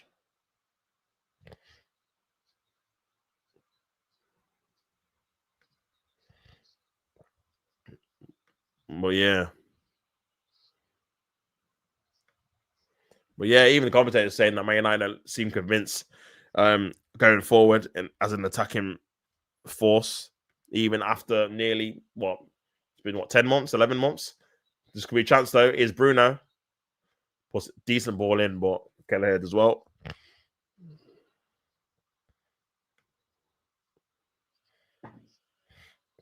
But yeah.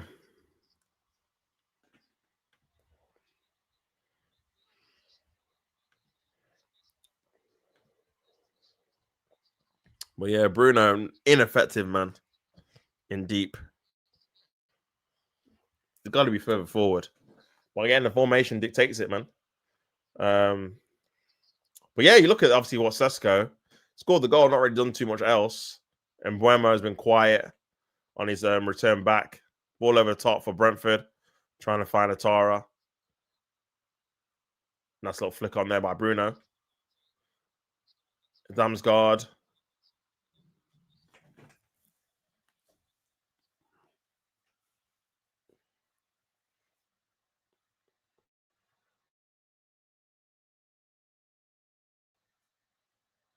No, it's going to be a chance here.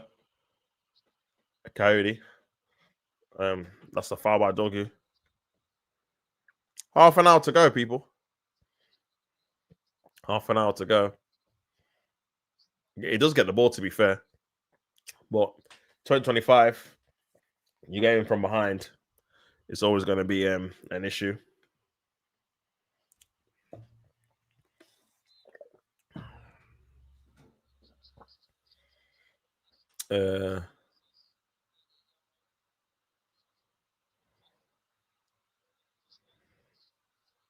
Very, very flat though, man.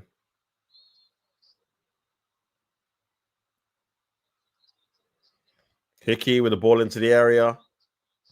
Headed on. Ooh, another opportunity there by Van der Berg. And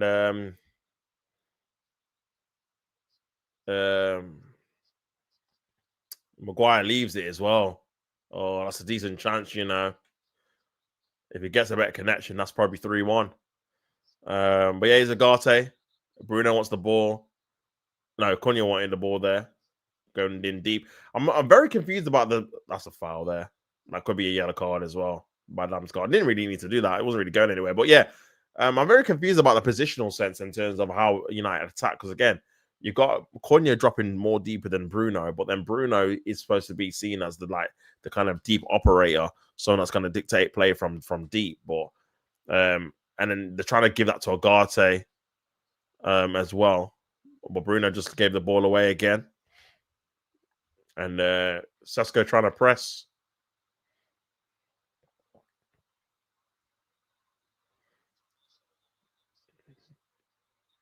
Nice player there.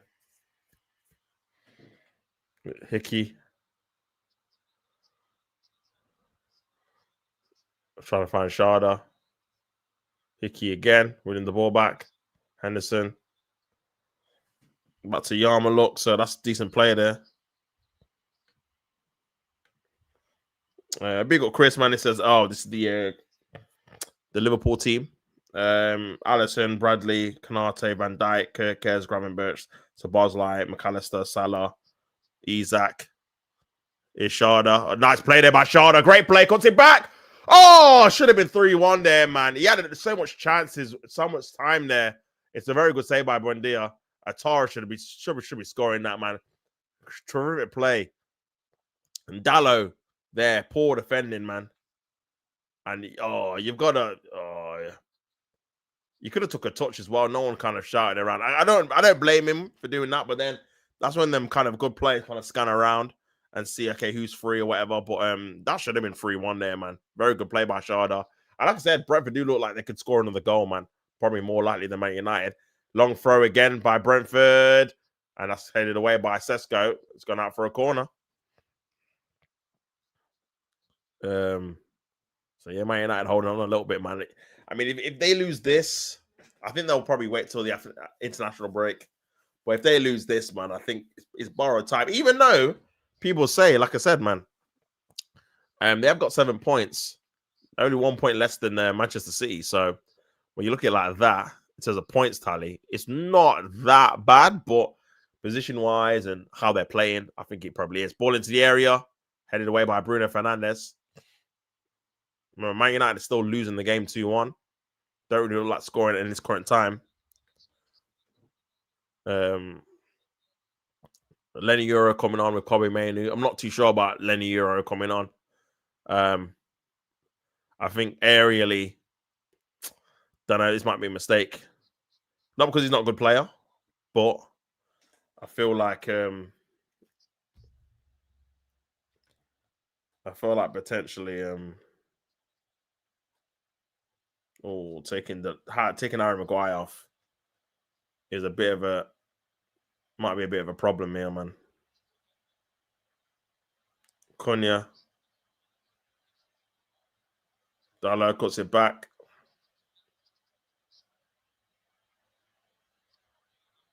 Nice play there.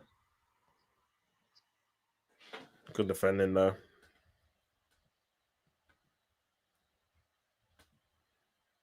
Just rather that stadium. I got data, so that's why I can chat. Oh, big up yourself, bro. Have a good time. Well, yeah, big up for the lineup, man. Very good lineup as well, by the way. Is Mateus Cunha.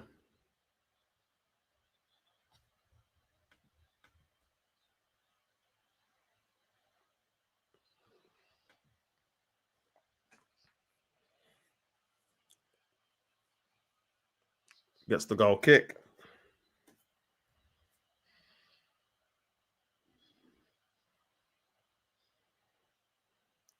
But yeah, Maguire going off. I don't know, man, if I agree with this because Maguire is a very good area threat. No matter, obviously, he's got his own deficiencies.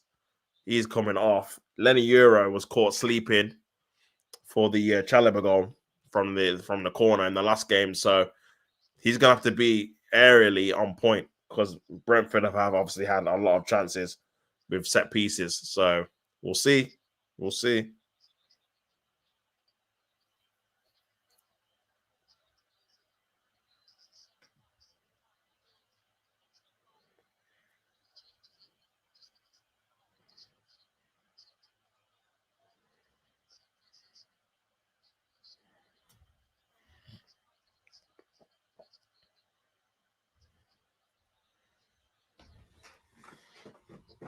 Oh, yeah.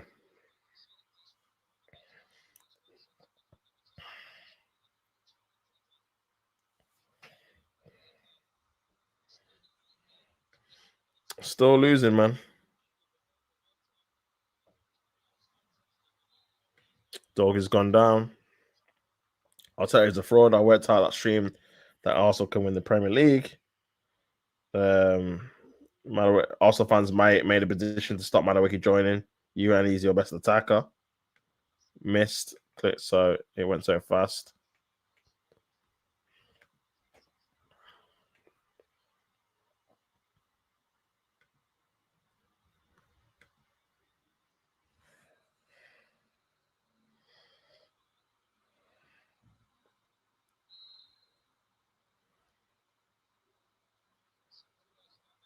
Ball in the area.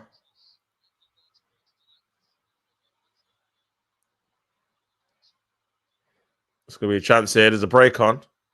This shot, oh, it's a poor pass, man.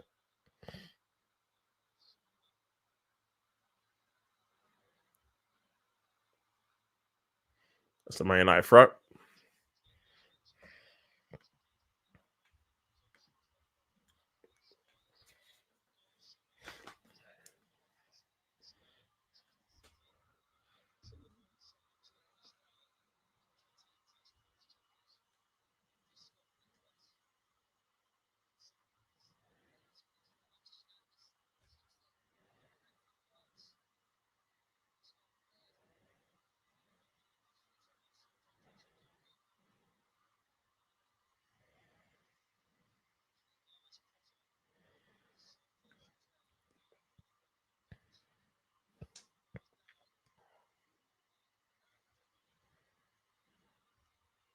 Here's a Bremer.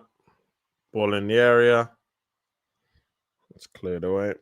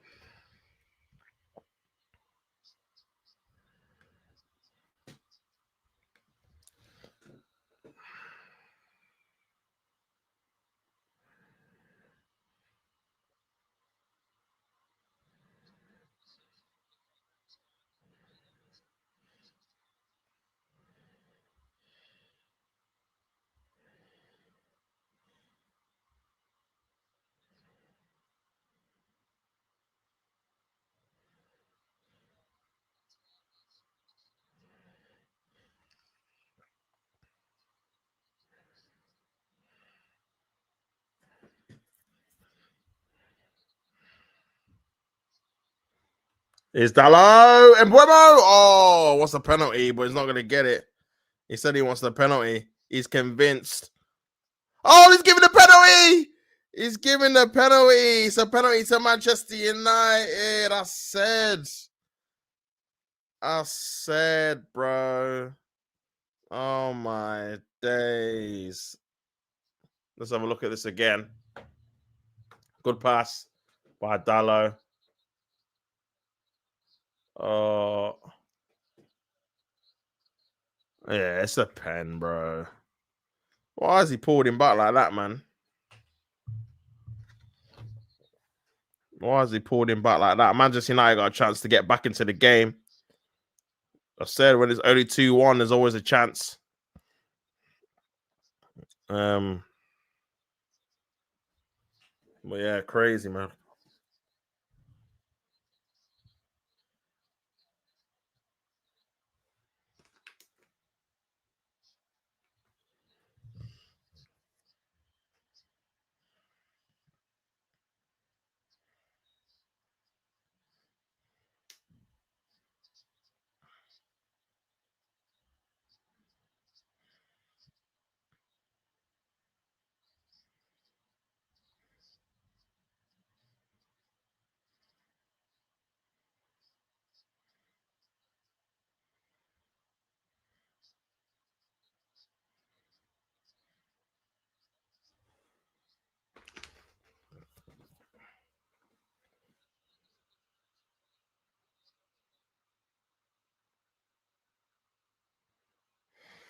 Just checking if the penalty is going to be given. Oh, it could be a red card. Oh my lord. Well, it would be, wouldn't it?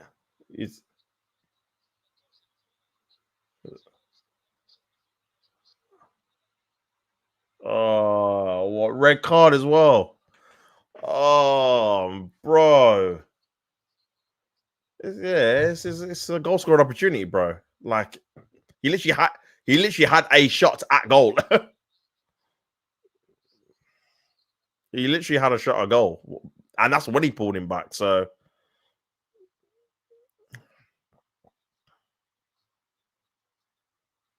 no, I don't know, man. I think potentially that's a red card still. He doesn't make an attempt to play the ball, pulls him back. It's a goal scoring opportunity. He's right near the goal. So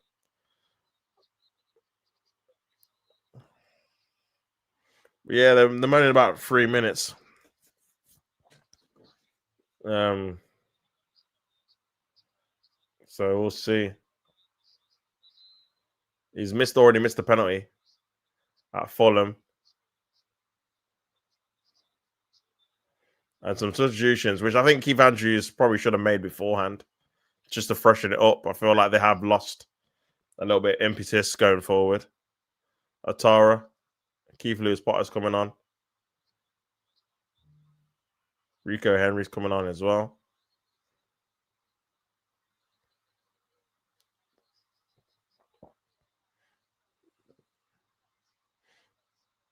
So yeah, waiting even longer. It's a long time to wait.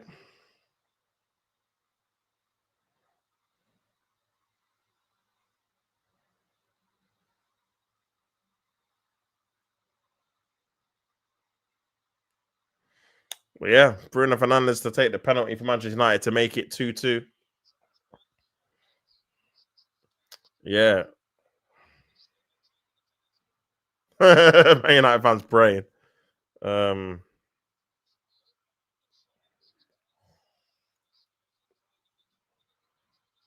But yeah, it's been a long time. I mean, it's going to be a lot of time added on. So if Bruno can slot this in, there might be a chance for them to maybe get a winning goal as well on top of it. Ruben Amorim can't look. Yep, Bruno Fernandes to make it 2-2 for Manchester United. He's got a penalty here. He scored his last one against Burnley. Can he score this one?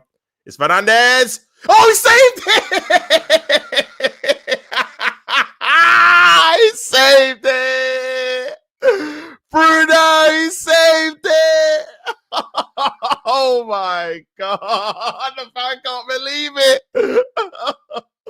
Oh my days, man. I don't know why he took it like that. That's crazy. Oh, that's a few. That's two he's missed out the last three, man.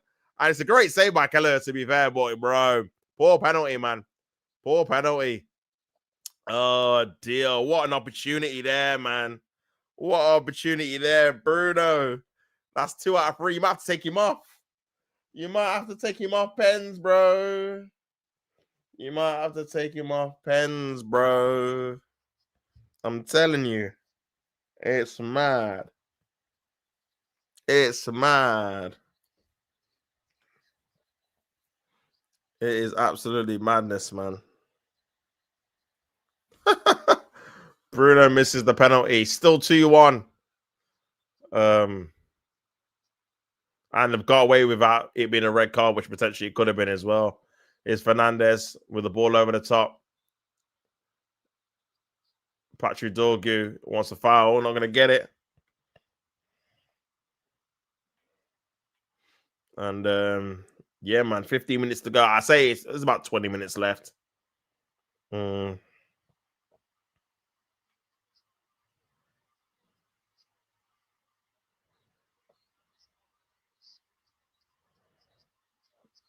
Yeah, crazy. Erling Haaland hasn't traveled to Turf Moor. So maybe he's picked up an injury. He's Thiago. It's gone over the top of the bar.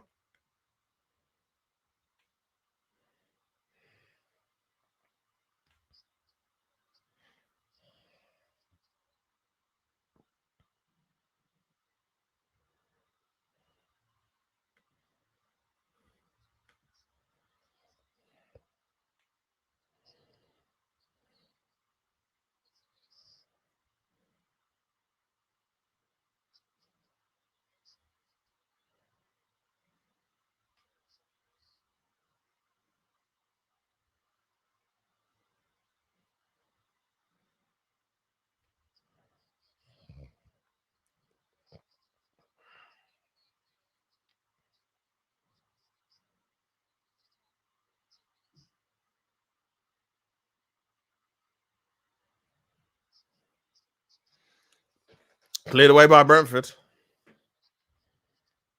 And that's a free kick.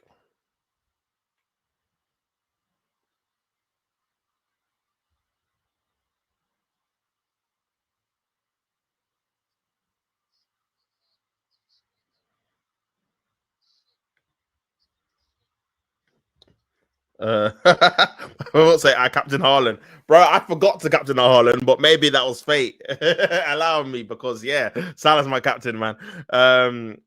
United will scam an equalizer. Pep said he was ready. The fraud. Yeah, he's probably just thinking, you know what? They got Monaco in the week away. Saving for that, innit? They should be able to beat Burnley anyway without him. But yeah, I think a lot of people were banking on him starting, triple captaining him. It's Burnley at home, so yeah, that's pretty peak. But yeah, Kelleher is a good save. Kelleher is a good penalty saver as well. Ball over the top. Oh, this could be a chance here. Good block by Yor. Oh, Sharda with the yellow card. Very clever. The fans applaud. Took one for the team.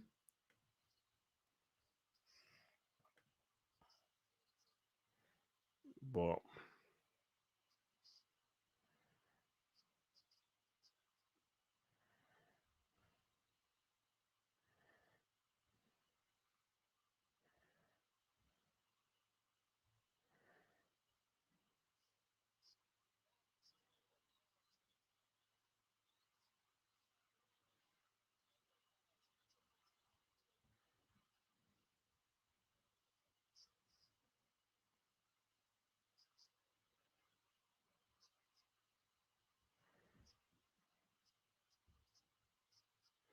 Henderson going off. He's had a decent game. Got an assist for the first goal.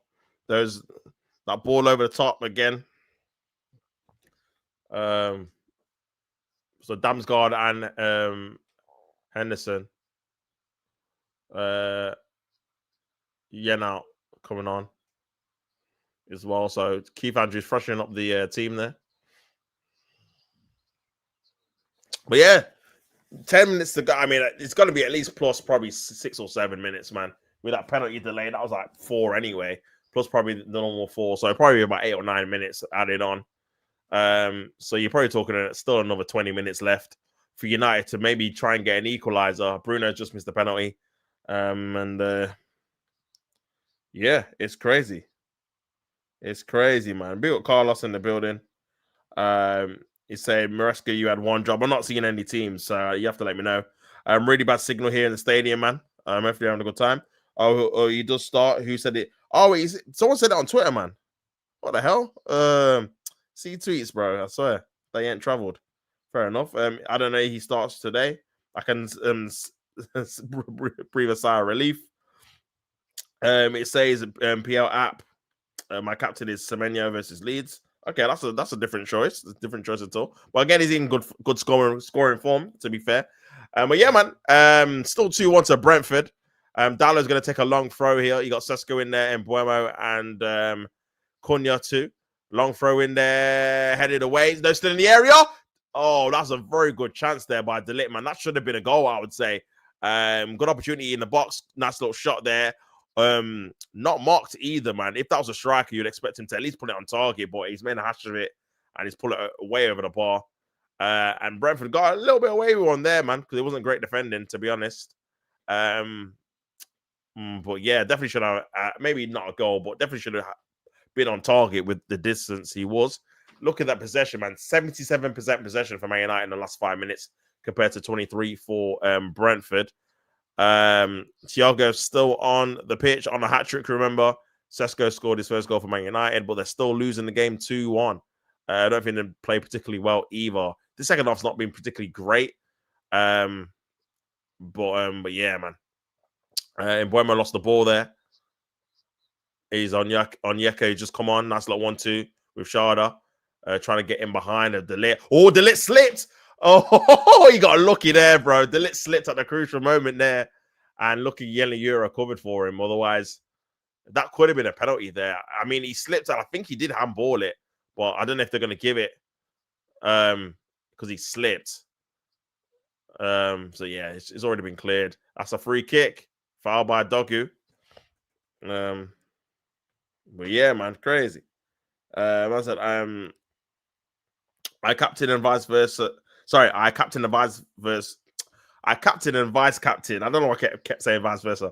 Haaland and Rangers because they will slap Burnley as every team only turns up versus Liverpool, then roll past them. Fair enough, bro. I did go for Salah, but yeah, that might be a tight game, to be fair. If you take Liverpool players out, Semenyo is my favorite player. Not gonna lie, so underrated. I do like him as well. I think he's a good player too. I think he's a good player as well. Zerski's coming on for the last 15. But yeah, listen, I won't be surprised if Graham Potter ends up at Old Trafford, you know. I would not be surprised, bro. But yeah, mad. But yeah, another set piece for Brentford.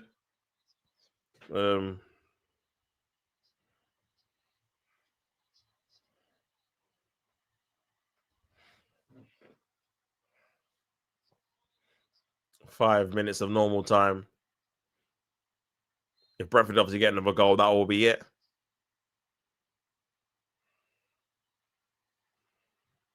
Ball in the area. Poor cross. And this is what I mean. We not. Oh, that's poor as well, man. Yeah, now headed on. It's like pinball, man.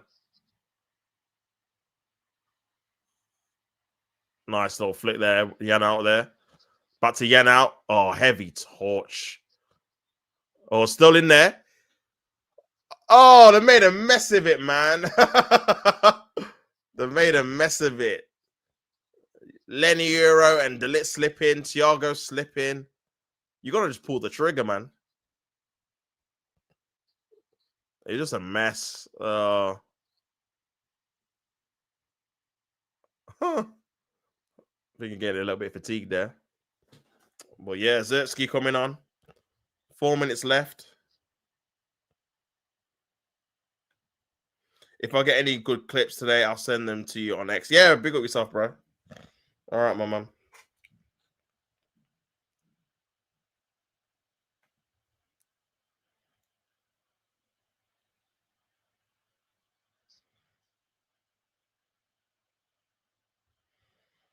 Mason Mount.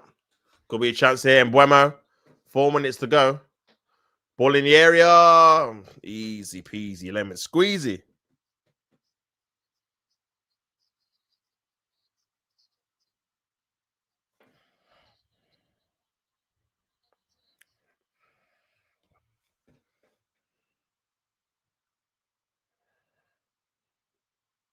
Ball over the top.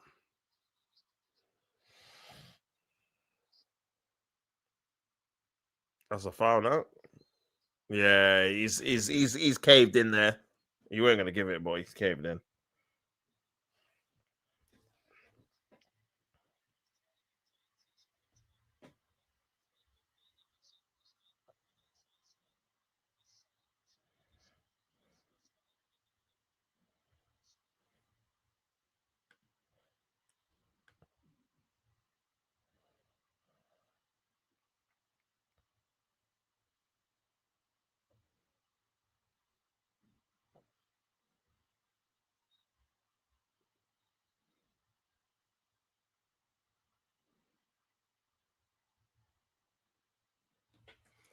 Man United still got possession. 2 minutes to go until the 90th minute.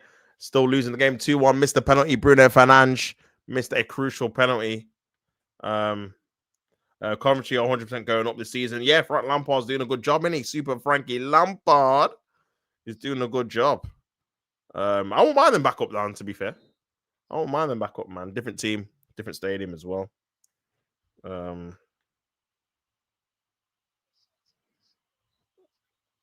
But yeah, it's looking a bit long.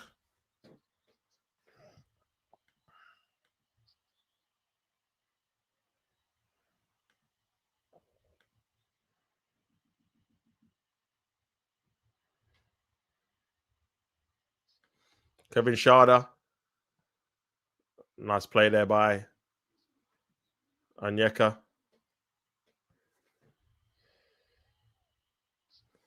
Here's Schade. Oh, Schade trying to get in behind. They want a penalty. Everyone's just slipping around. Oh,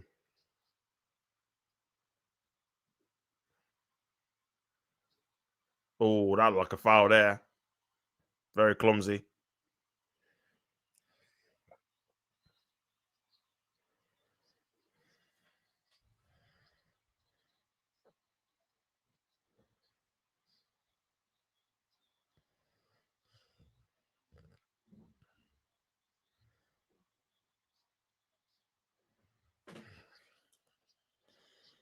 So Thiago Igor gets subbed off. Both of his goals look like Brentford are at least going to get at least a point, if not 3 from the game. But yeah, Thiago's coming off. And Jensen is coming on as well. So 5 goals in 6 games, man.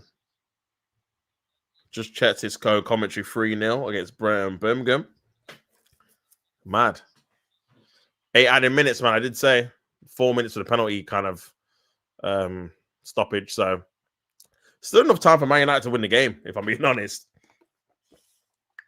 More than enough time.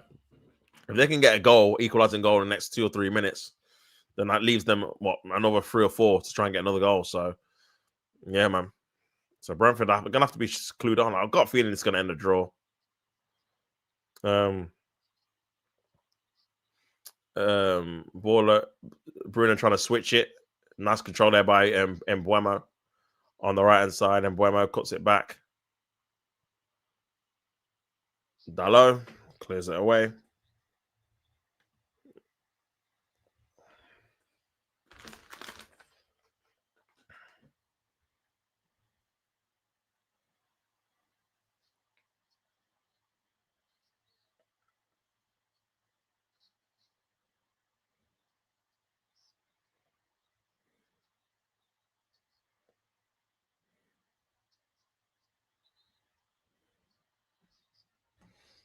Well, yeah, man. Seven minutes to go for Ruben Amorim to.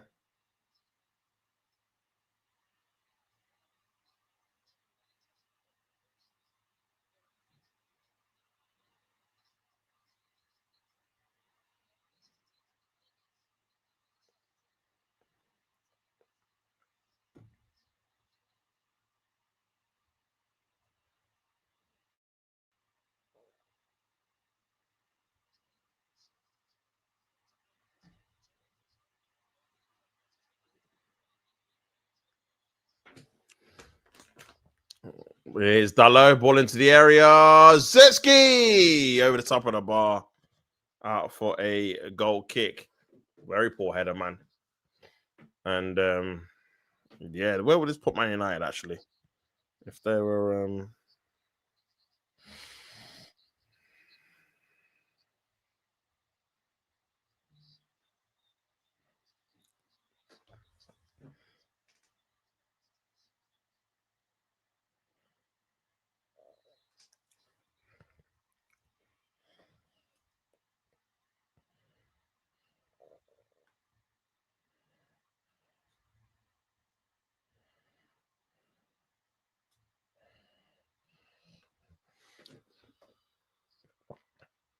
Manu wins the ball back.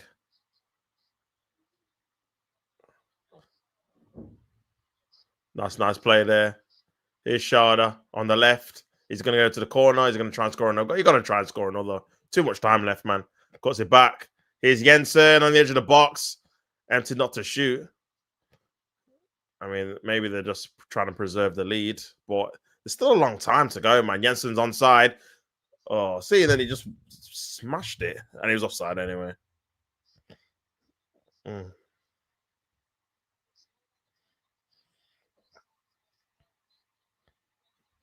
But so yeah, Thiago's got to get man of the match. Even if they don't win the game, he's got to get man of the match. To be honest, but I mean, to be fair, if Man United do lose this could be a chance here. Even if Man United do lose, I mean, they're 12th. There still would only be 3 or 4 points off top 4, man. So, but it's just the position they're in. You know what I'm saying? But still not over. 4 minutes to go. Still a chance for them to still win the game. Mbuemo, Kobe Mainu, headed away. Probably could have left that and cleared away by Brentford.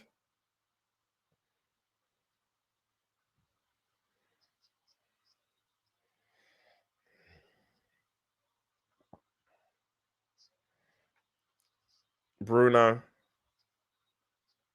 Here's Mbuemo.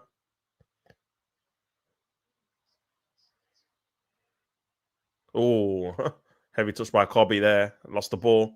Nice play by Brentford. And he flicks it over the top. This is 2v2. This is Jensen. He's going to go to the corner. He's got Yamaluk. Jensen. Jensen! Oh, what a goal! It's Jensen! It's 3-1. It's game over. What a finish!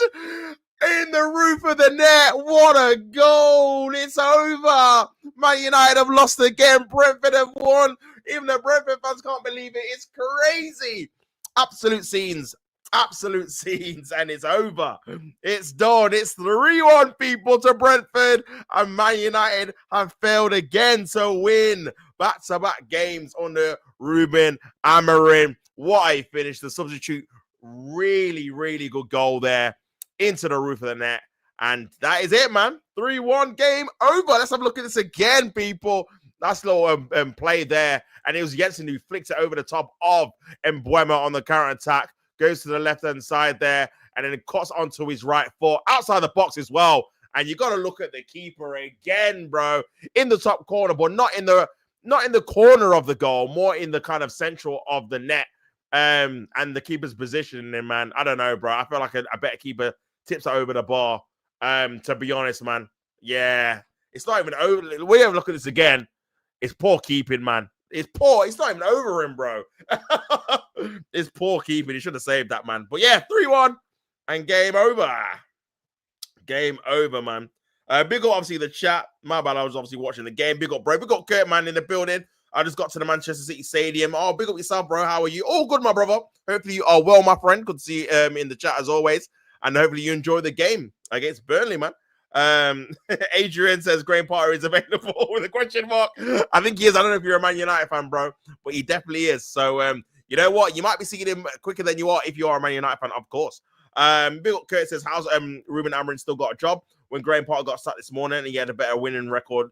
Wow, did he? That's mad. Shows where United fans are. 100%, bro. Look at that. Attempts. 14 for Man United, 9 for Brentford, but 7 on target, 6 for Man United. And this is a comfortable win for Brentford, man. 3-1. And yeah, it's looking very dark for Manchester United. West Ham got a bigger standards than Man United. Well, yeah, 100%. And didn't Man United miss a pen? They did. Bruno Fernandes missed another penalty. That's 2 out of 3. He's missed this season. Missed one against Fulham where he blasted over the bar. Scored one against Burnley, but missed another one away from home against Brentford. This was at 2-1, and now it is 3-1 because of Jensen's goal. At the end, my man put a laughing emoji. Hey, it's crazy, man. Man United, bro. It's mad. Amorim has to go. Jesus Christ, these players have got awful. Wow, man. But United fans were telling me they won't lose to Brentford this week. Back-to-back wins, I was hearing, man. Ball into the area. Could be another chance here. Oh, cleared away, man. Cleared away. And this could be a consolation there. But good tackle there. But yeah, man. And that's it, people. 3-1. Victory for Brentford. Brentford have beaten Manchester United. Manchester United suffered their 3rd defeat of the season already in 6 games. 7 points out of a possible 18 for Ruben Amorim's side in 12th position, but they could go lower depending on the results. Obviously, they played the game more than everyone else at the minute. But yeah, Brentford deserved the win. Very 2 good goals by Thiago in the first half. Great finish for the first one. Buendia should have done better with the second one. And probably should have done better with the third one, if I'm being honest. Wasn't really in the corner. Kind of went on the top of his hand. Probably should have done better, tips over the bar. But Jensen, good finish from him to make it 3-1 at the time. Sesko scored his first goal of his Manchester United career. That's probably the only highlight of the game. And Brentford did give away a penalty, a pullback on Mbeumo. But Bruno Fernandes misses his second penalty in 3 games. Good save by Keller, who's got a very good goal penalty saving a record when it comes to saving penalties in the Premier League. And it ended up 3-1. Brentford with a thoroughly deserved victory, and Manchester United cannot win back-to-back games under Ruben Amorim. They have to now go and beat Sunderland, and then after that, they have a game at Anfield. So it could be a long time before they win back-to-back games again, man. But yeah, another defeat, bro.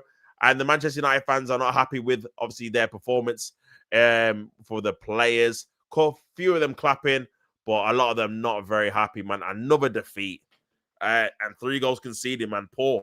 Very, very poor. Barely beat 10 men Chelsea. And these clowns think we actually did something. I expect City to win 5-0 today. Yeah. I mean, yeah. I think you'll definitely win by a big margin, Kurt, for sure. Korean says, what did I say?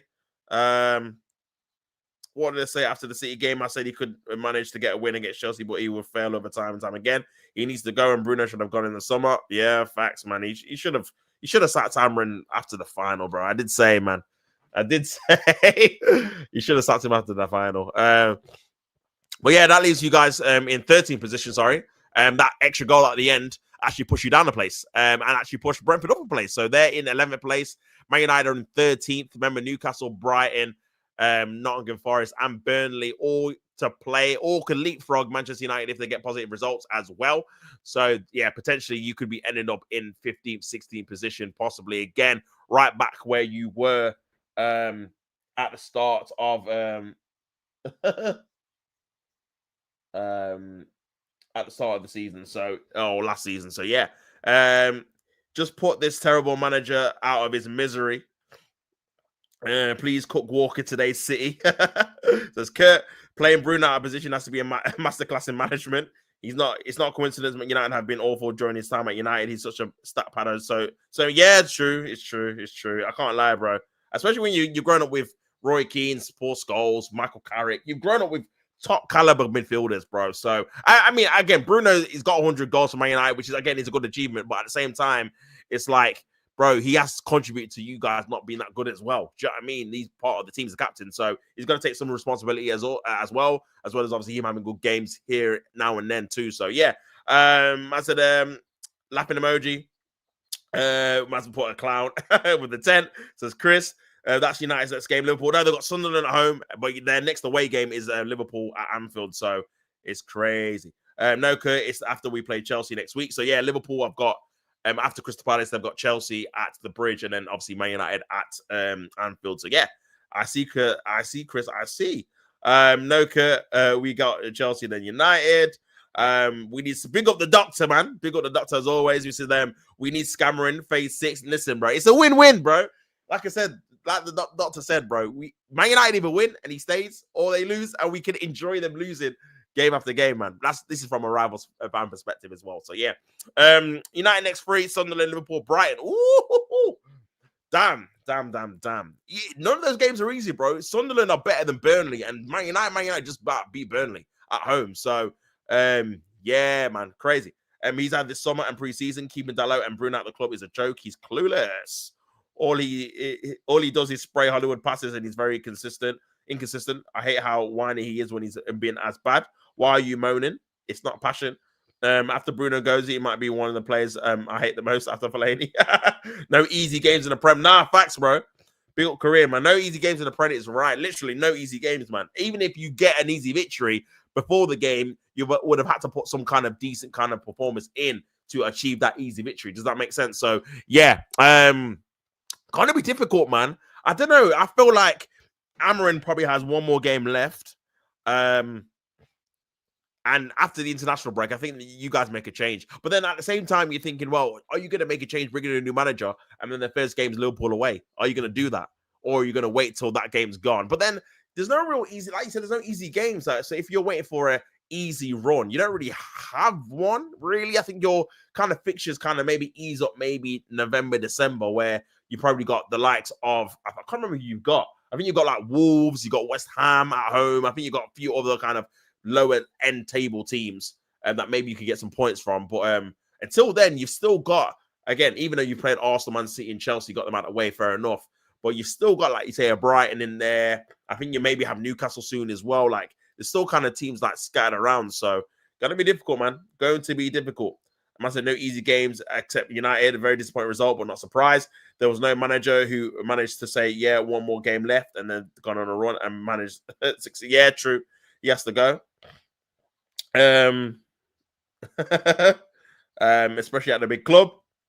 Vidic is in the building. He says, I'm a man who will go through hard times for good times to come. I'll back Amarin until the end. I'm a very patient man. Wow. What's your thoughts on that, Korean? Because boy, I don't know how I can back this guy any longer for sure.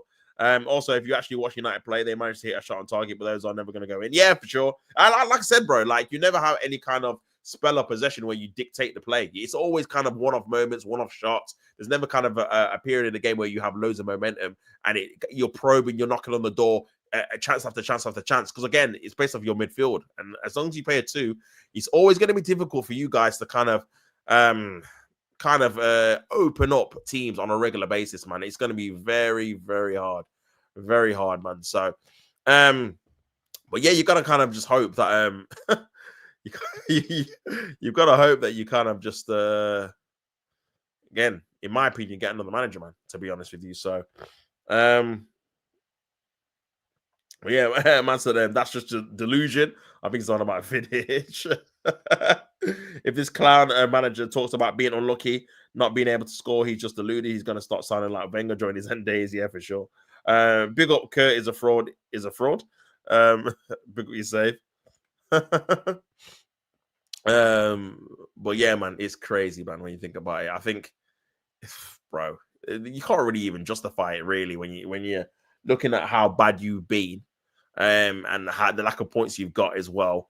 You've got it. When is enough going to be enough, bro? Do you know what I'm saying? Like, how many games do you need to lose before it's like, you know what, we're calling it quits? Do you know what I'm saying? Like, it's not like you're playing well and losing games. Like, you didn't even really play that well. Like, let's be real. Like, you deserve to lose the game. So, and Brentford are one of the kind of like statistically are one of the, before you obviously played them, we're one of the worst teams in the league in terms of they only won one game. They've dropped points in 5 of the 6. They've conceded leads in 5 of the 6 before playing you guys. So it's not like you're playing an informed team. The only thing they did have was they were unbeaten at the GTEC. That was it, really. So, but yeah, poor, really poor. Poor,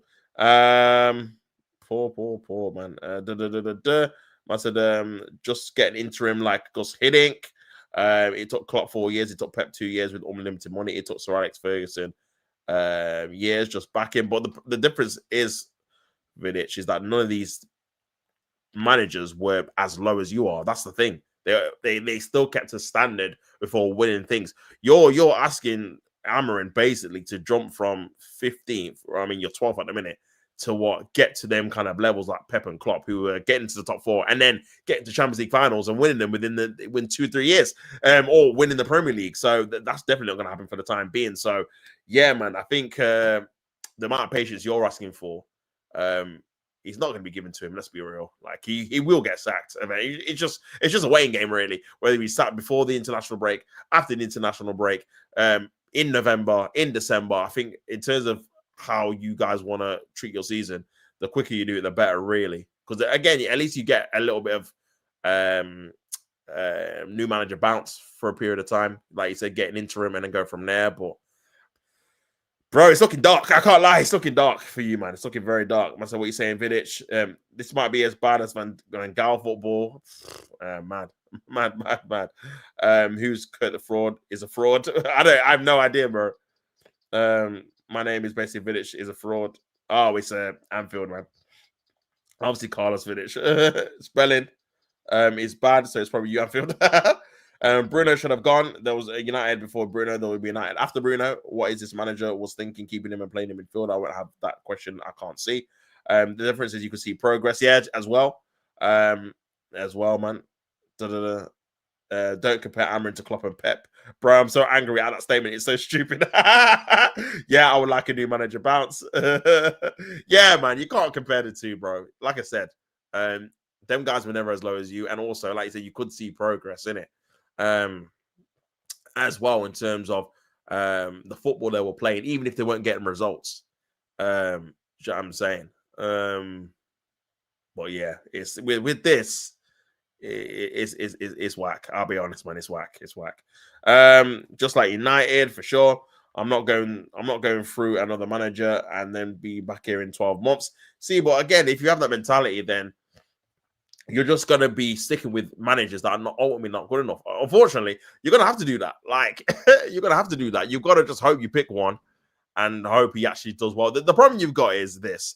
Is like, if you get a manager in, it's kind of like, to be honest with you, you need managers for different stages. I think you kind of need to get in a manager that you know he's not going to be there for long term, just to get you back into a certain level. And then this is why I say interim may be a bit better for you, because at least you know it's a short-term thing. You're not investing all this time and thinking he's going to be a different level in terms of, oh, this manager's going to take us to the heights. He's going to be coming in, studying the ship, getting to a certain point, then giving it to someone else to kind of carry on the baton. I think the problem you're getting is you're getting managers that need a lot of time in terms of changing the whole philosophy of the club. And then by the time they do that, in the meantime, you're not getting results, and then people get fed up with them, and then you end up sacking them. That's kind of the issue you got. I think you kind of just need someone that's kind of like, you know what, I can gain or maximize kind of the players that you've got short term to get you back up to a certain position. Then you just need kind of a manager to kind of maintain that after that. But at the minute, you're asking managers to pick up you when you're like, you're going to be 13th, 14th, 15th.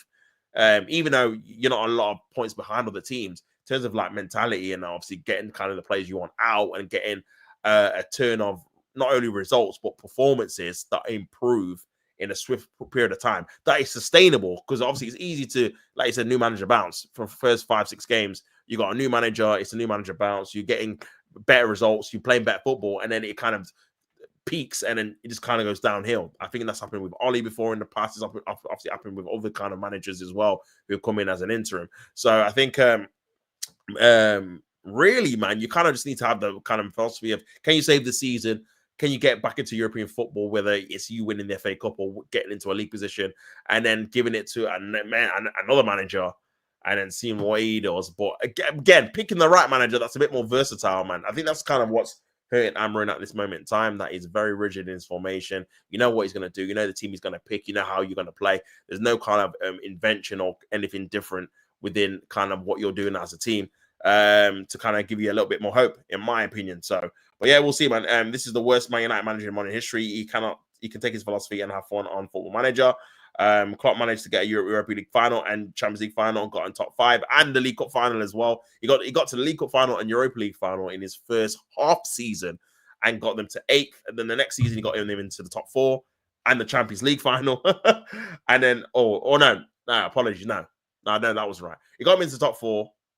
He got him into the top 4, and then the next year he got him into the top 4 and the Champions League final, and the next year he won the Champions League. So, but yeah, there's obviously steady progression, year by year. Do you know what I'm saying? So, yeah, top 4. What has Amarin shown?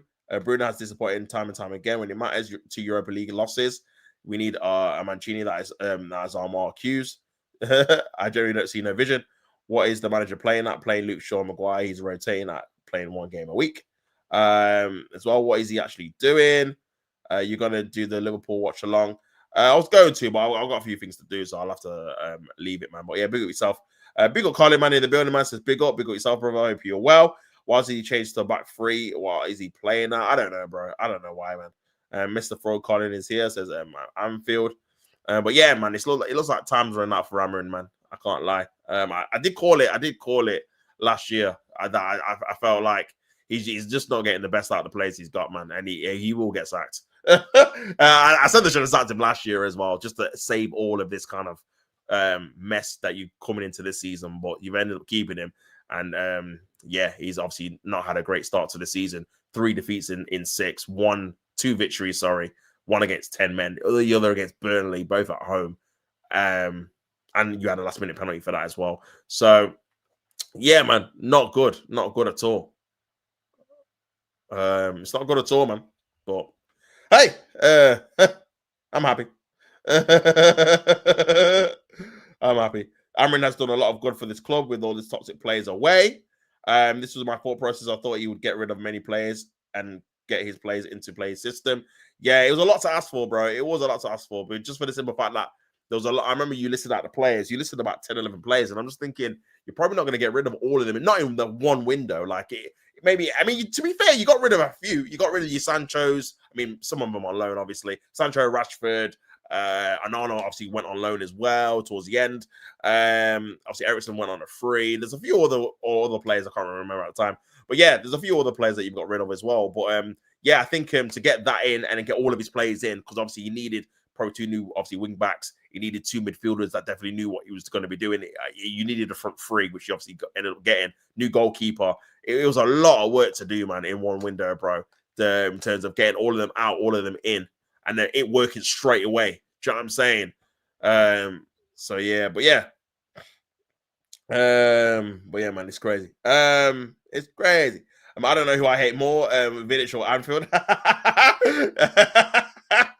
I hear it, Colin. I hear it, man. I don't know. I don't know if he made that. I think Mayhem made obviously Tops as a fraud account. So yeah, it could be either. To be fair, keeping Bruno persisting with Shaw and Dalot is very questionable. Yeah, very true. Colin, you got a reason for both. Yeah, for sure. I am not hated. I only speak facts, and everyone loves me. Korean, you speak no facts. He needed 2 energetic midfielders who can hold the midfield because he's a 2-man midfield. Bruno cannot hold it if he's not mobile enough. I'm not even a professional manager, and I can see it. So many people can't see it. Is he blind? You know what it is? I think the club probably said, this is your limit. This is your budget. These are the players that we can get in these positions. Obviously, they tried to get Maleba, but again, after spending what you spent in the forward line, you were never going to spend another 100 mil on one midfielder. Never mind, like you say, you need two really for this system in particular. Do you know what I'm saying? So for you to do anything like, yeah, it's a terrible system really, because it's not even your traditional like three at the back where obviously you got five at the back where your wing backs kind of invert into midfield and help kind of it be like a midfield four. Yours is literally like five at the back. The wing backs really are acting as like the wingers, which means there's only two in midfield, and then the kind of two number 10s are kind of supporting the kind of striker. So yeah, man, there's not a lot of base in terms of defensively structure and stability when it comes to kind of the midfield and kind of the latter end of the defense. You're kind of relying on being very, very attacking, but then you're not really being attacking, even though you got these attacking players on the pitch, because you're not really creating any kind of combinations or any kind of rhythm or momentum in the games. Because again, even though you as well, the midfielders not only need to be, like you said, athletically imposing in terms of being up and down the pitch, they have to be very, very good at creating chances from deep lying positions in it, like a deep lying playmaker, which the midfielders you got are not, which means this is why you can't sustain attack. So there's a lot of things that you're definitely missing for this formation for sure for it to work, man. I can't even lie, bro. Man said, what you mean? Saudi was offering us at least 60 mil. I think it was, yeah, people saying it was going to be 100, isn't it? Use that and structure a deal to get in a mobile midfielder like Edison or the guy from Sporting. Yeah, I think selling Bruno could have definitely subsidized that. Edison would have been a decent shot. I exposed Carlos. At least Sesko scored. That's one positive. Yeah, I guess so. I mean, he dodges the 007, but he still lost the game. Bruno playing a deeper role is like playing Kane on the wing. It just doesn't work, man. Bruno needs to be in the final third, like I said, man. He needs to be the guy that finishes off the chances or creates the final pass for someone else to finish it. That's what, especially when he's getting older as well. But he was never that kind of player anyway. I've got to feel bad for Ahmad's family. Yeah, big up obviously Ahmad in it as well. I'm believing in Mount and starting him in the season. So naive, he will fail due to his injury record. Bro, United lost. There are no positives. Playing terrible again and again.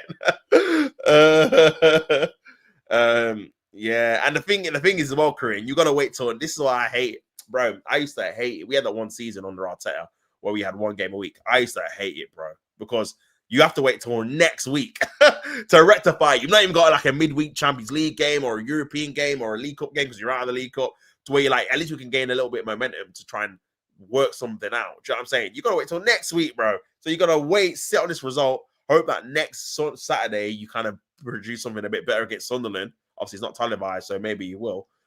But even that's not a guarantee, man. So, yeah. And then, obviously, you got Liverpool, you got Brighton. So, you got Liverpool after the international break on the 19th of October. Then you got Brighton on the 25th, 5:30. Then you got Nottingham Forest away. Then you got Tottenham away. So if you get a new manager, bro, like in this period, man, they're coming to Nottingham Forest away with obviously a new manager, Tottenham away with a new manager. Then you got Everton as well. Then Crystal Palace away. You got some tough run of fixtures. So it's really December. You got West Ham at home, but again, might be different now. They've got a new manager with Nuno. Wolves away. They'll have a new manager by then. In December. You must have Newcastle nearly there, surely. No, I think it just stops there. So yeah, man. So your run of fixtures are pretty difficult, you know. I didn't realize you had Spurs away and Nottingham Forest away back to back. That's a very difficult run of fixtures, man. But yeah, then you've got Bournemouth at home, difficult. Aston Villa away, Newcastle at home, Wolves at home. Again, so you got Wolves twice in December, which ain't too bad. But then a few difficult fixtures in there, Newcastle and Aston Villa as well. So, boy, it's looking long, bro. It's looking very long for you, man. I can't even lie, fam. We scored from open play without a red card against a decent team away. Another positive. Yeah, he's got to be trolling. It's got to be. Well, you lost the game. You lost. You lost. He's conceded 3 goals, bro. against Brentford. I don't think I can score 3 goals this season. I think the most scored is 2. Omar Barada, I Radcliffe want this manager to work out so badly, but the fail is inevitable. Yes, sir. There is no future with this manager with these players. I'd rather have a Grimsby manager instead of Amarin. Maybe the Grimsby manager won't play them out of position. The players are the problem, and the owners, not the managers. Man, I don't know, man. I don't know. I think definitely your owners are definitely a problem with their decision making. When to sack managers, when to hire managers, who they're hiring as well.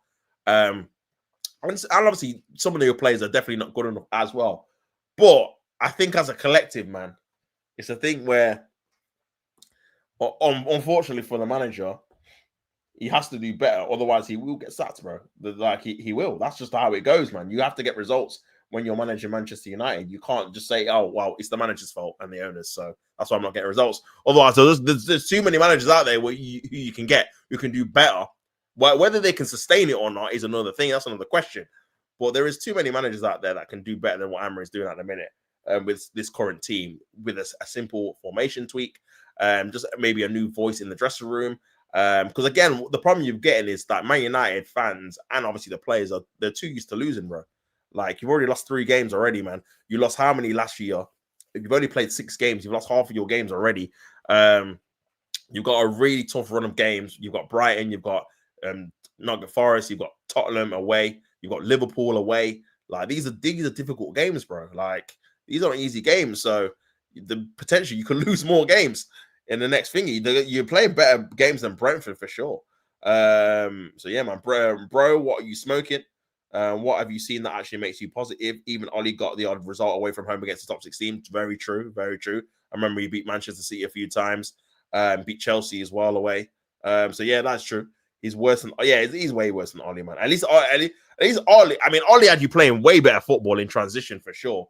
Ollie kind of messed up when he tried to play that kind of dominant possession football, which wasn't his game. He was kind of a vibes guy. He was good in transition. He was good at setting the team up defensively good. And then in the break, that's why you were unbeaten for a year in the Premier League away from home, bro. Because away from home, you would just kind of sit up. Obviously, you had better caliber players then as well. You still had Pogba. You still had obviously Bruno was playing higher up as well. Obviously, yeah, and obviously you had a younger Rashford and Martial and all these kind of guys in there too. I think he still had Lukaku as well. But yeah, I think obviously in that period of time, you would just set up a little bit different. Like I said, the year that he obviously got Ronaldo and tried to play possession-based football is when obviously he kind of started to get bad results. But even then, he was never like 15th, 16th, 17th. Do you know what I mean? You kind of were lingering around, I think it was like 8th or 9th, I think, around about there, something like that. Maybe not even that low. And he got sacked. So, yeah, man. Crazy, man. Having a philosophy you believe in only works if it comes with a clear consistency of results of getting wins. And not even just results, performances, bro. If you were the thing, and this is why I feel like again, the player issue definitely now is definitely a massive cop out for sure. Maybe last year when he hadn't signed anyone cool, but he spent 300 million, nearly 300 million, at least 200 million on our front line anyway. Bro, you're going to be getting more out of them. They've got, 2 goals between them in the Premier League. Cunha's not scored yet. Sesko's got 1 goal. I think Broma's got 1. That's it. Broma's got 1. Yeah, that's crazy, bro. That's crazy. Obviously, no Casemiro today as well because he got that stupid red card. So, yeah, madness, man. United are playing terribly and the style of football is bad. Ollie was not a good manager. I'd rather have Amarin because he actually has a long-term vision. That's why Ollie got sacked. Is the Norwegian league any worse than the Portuguese league? It's a 3-horse race. Every single manager in the Prem are top managers. He's just not good enough. Your only stubbornness is I don't want another manager is not based on any facts. They just should have done the business in the summer. Yeah, agree. Keeping Bruno a mistake, keeping Dalot a mistake, persistent with Mount as a midfielder mistake. Yeah, again, like I said, not starting Cobby, not getting Cobby into the starting lineup somehow, some way, changing your formation because he's kind of one of your brighter midfielders. Him not getting regular game time when you got Ugarte stinking it out, Bruno not playing the position he's comfortable in. These are kind of situations that the manager's picking. Do you know what I'm saying? So I think, again, even though I don't think you're a top 4 team or anything, I do think if you had someone else picking the team and changing the formation and changing the tactics and changing how you operate as a team, I do think you will be better. Because you'll get more out of Bruno. You'll get better out of Kobe, who's not even contributing to the games, bro. He's coming on for 25, 30 minutes at the end when you're losing, or you need to get a draw or whatever. Like, Zertsky's not having any impact on the games. That he's not starting him. Like, and then the players that are starting, they're not really doing anything, bro. Like, Mbeumo looks bright, but again, kind of breaks down because he's a combination player as well. He's someone that needs to combine with either the fullback or a midfield player. Tight little 1-2s. Used to do it all the time at Brentford. Doesn't really get that Man United because there's no one really on his technical level in terms of, okay, this is what I want to do. And in terms of like positionally as well, there's not a lot of players that obviously operate positions that kind of benefit him in the attacking lineup. For example, someone making an overlapping run on a consistent basis, someone making an underlapping run so he can cut onto his right foot. Like, these are kind of things you got to think about in terms of getting the best out of your attackers, man. And I don't think you do that on a regular basis. Konya doesn't look like he kind of knows his actual position. He's in the 10, but he doesn't really kind of contribute to anything. Like, he makes a few kind of bursting runs, wins a free kick. Doesn't really might have like a few shots on target from outside the box, but doesn't really do anything kind of substantial in terms of when it comes to getting GA, making sure he's a threat, setting up other people. So he's another one, man, that really kind of struggles, I'll be honest. But yeah, a few more before I obviously head out. Bruno is playing out of position. I would have gone either Konya or Mbeumo. Amorim in. This manager wanted these players in. Kobe is not that good. I'd rather have Bruno there because he's the only one that can control that midfield. But he can't, bro. He's not a controller at all, bro. Like, he's the one of the ones that gives the ball away the most. Like, that's literally not his like midfield type. Like, like I said, he's the final action player. He's a 10, isn't it? He's someone that's, you kind of want him to, you're kind of trying to play him like a 6, a ball playing 6, bro, which he's definitely not, man. He like I said, he does the Hollywood passes because he's not a guy that is very good at combining and connecting passes of play through short passing. Like, his short passing is not that great. That's why he does the kind of the over-the-top long balls. That's probably better. He's better at doing that, but again, he's not great at that either. So that's what I'm saying. The skill set he's trying to portray or use, he doesn't excel at. He excels at short passes in the box, though, final action passes, not ones that kind of build up play and keep possession and keep things ticking, like a Vitinho would do for PSG, for an example. He's not that type of player. And shooting in the box, bro, but he's got to be in the box to shoot. He's a good finisher in the box. So, yeah, you're definitely not utilizing it proper. Kobe in the system, again, doesn't really have a place because the two in midfield have to do so much to accommodate the formation, bro. Do you know what I mean? And he can only do one part of it. He's a very good ball carrier. He's got on her half turn as well. But defensively, he's not minded. He's not physical. He's not athletic like that as well. He's good on the ball, not off the ball, not too great. So there are things that you can definitely work on. But I think you've got to put him in a position or in a system with players next to him that can obviously help him in the game, where it kind of doesn't do that, man, if I'm being honest. 4-3-3 with Xavi would go hard. Casemiro, natural DM. Mainu, a midfielder. Bruno on attack would go hard. Manager is clueless. I'm tired of listening to this nonsense. He needs to go. Amorim till I died to the very end. And Kobe Mainu was tired as England's potential first. He has talent. He's getting wasted right now because his profile doesn't suit a mobile double midfielder. Yeah, I agree. He needs to do less defensive work. 4-3-3 or 4-2-3-1. Bruno is a 10 just behind the striker. Bruno is not physical. He's very short. He's not particularly quick. He loves the deep ball. It's costing us. How am I the only one who's see? No, I agree with you, bro. I agree with you. It will be like trying to play Odegaard in it. Yeah, it's not going to work, bro. He's got no physicality. Yeah, I agree, man. Odegaard's similar as well. Like, trying to play him in the midfield too to do that role, to play like a deep line role. It just won't work. Yeah. I said I'm spitting facts. No, I agree, bro. I agree. But yeah, I'm going to have to leave it there because I'm going to have to head out. But big up everyone in the building. I'll be back tomorrow for Newcastle versus Arsenal, man. But yeah, it's been another good stream. Man United losing 3-1. And we'll see if Ruben Amorim keeps his job, man. Big up Kareem, big up Vidic, big up Carlos, big up everyone in the building, Mayhem, all that good stuff. But until next time, people, I'm out. Peace and love.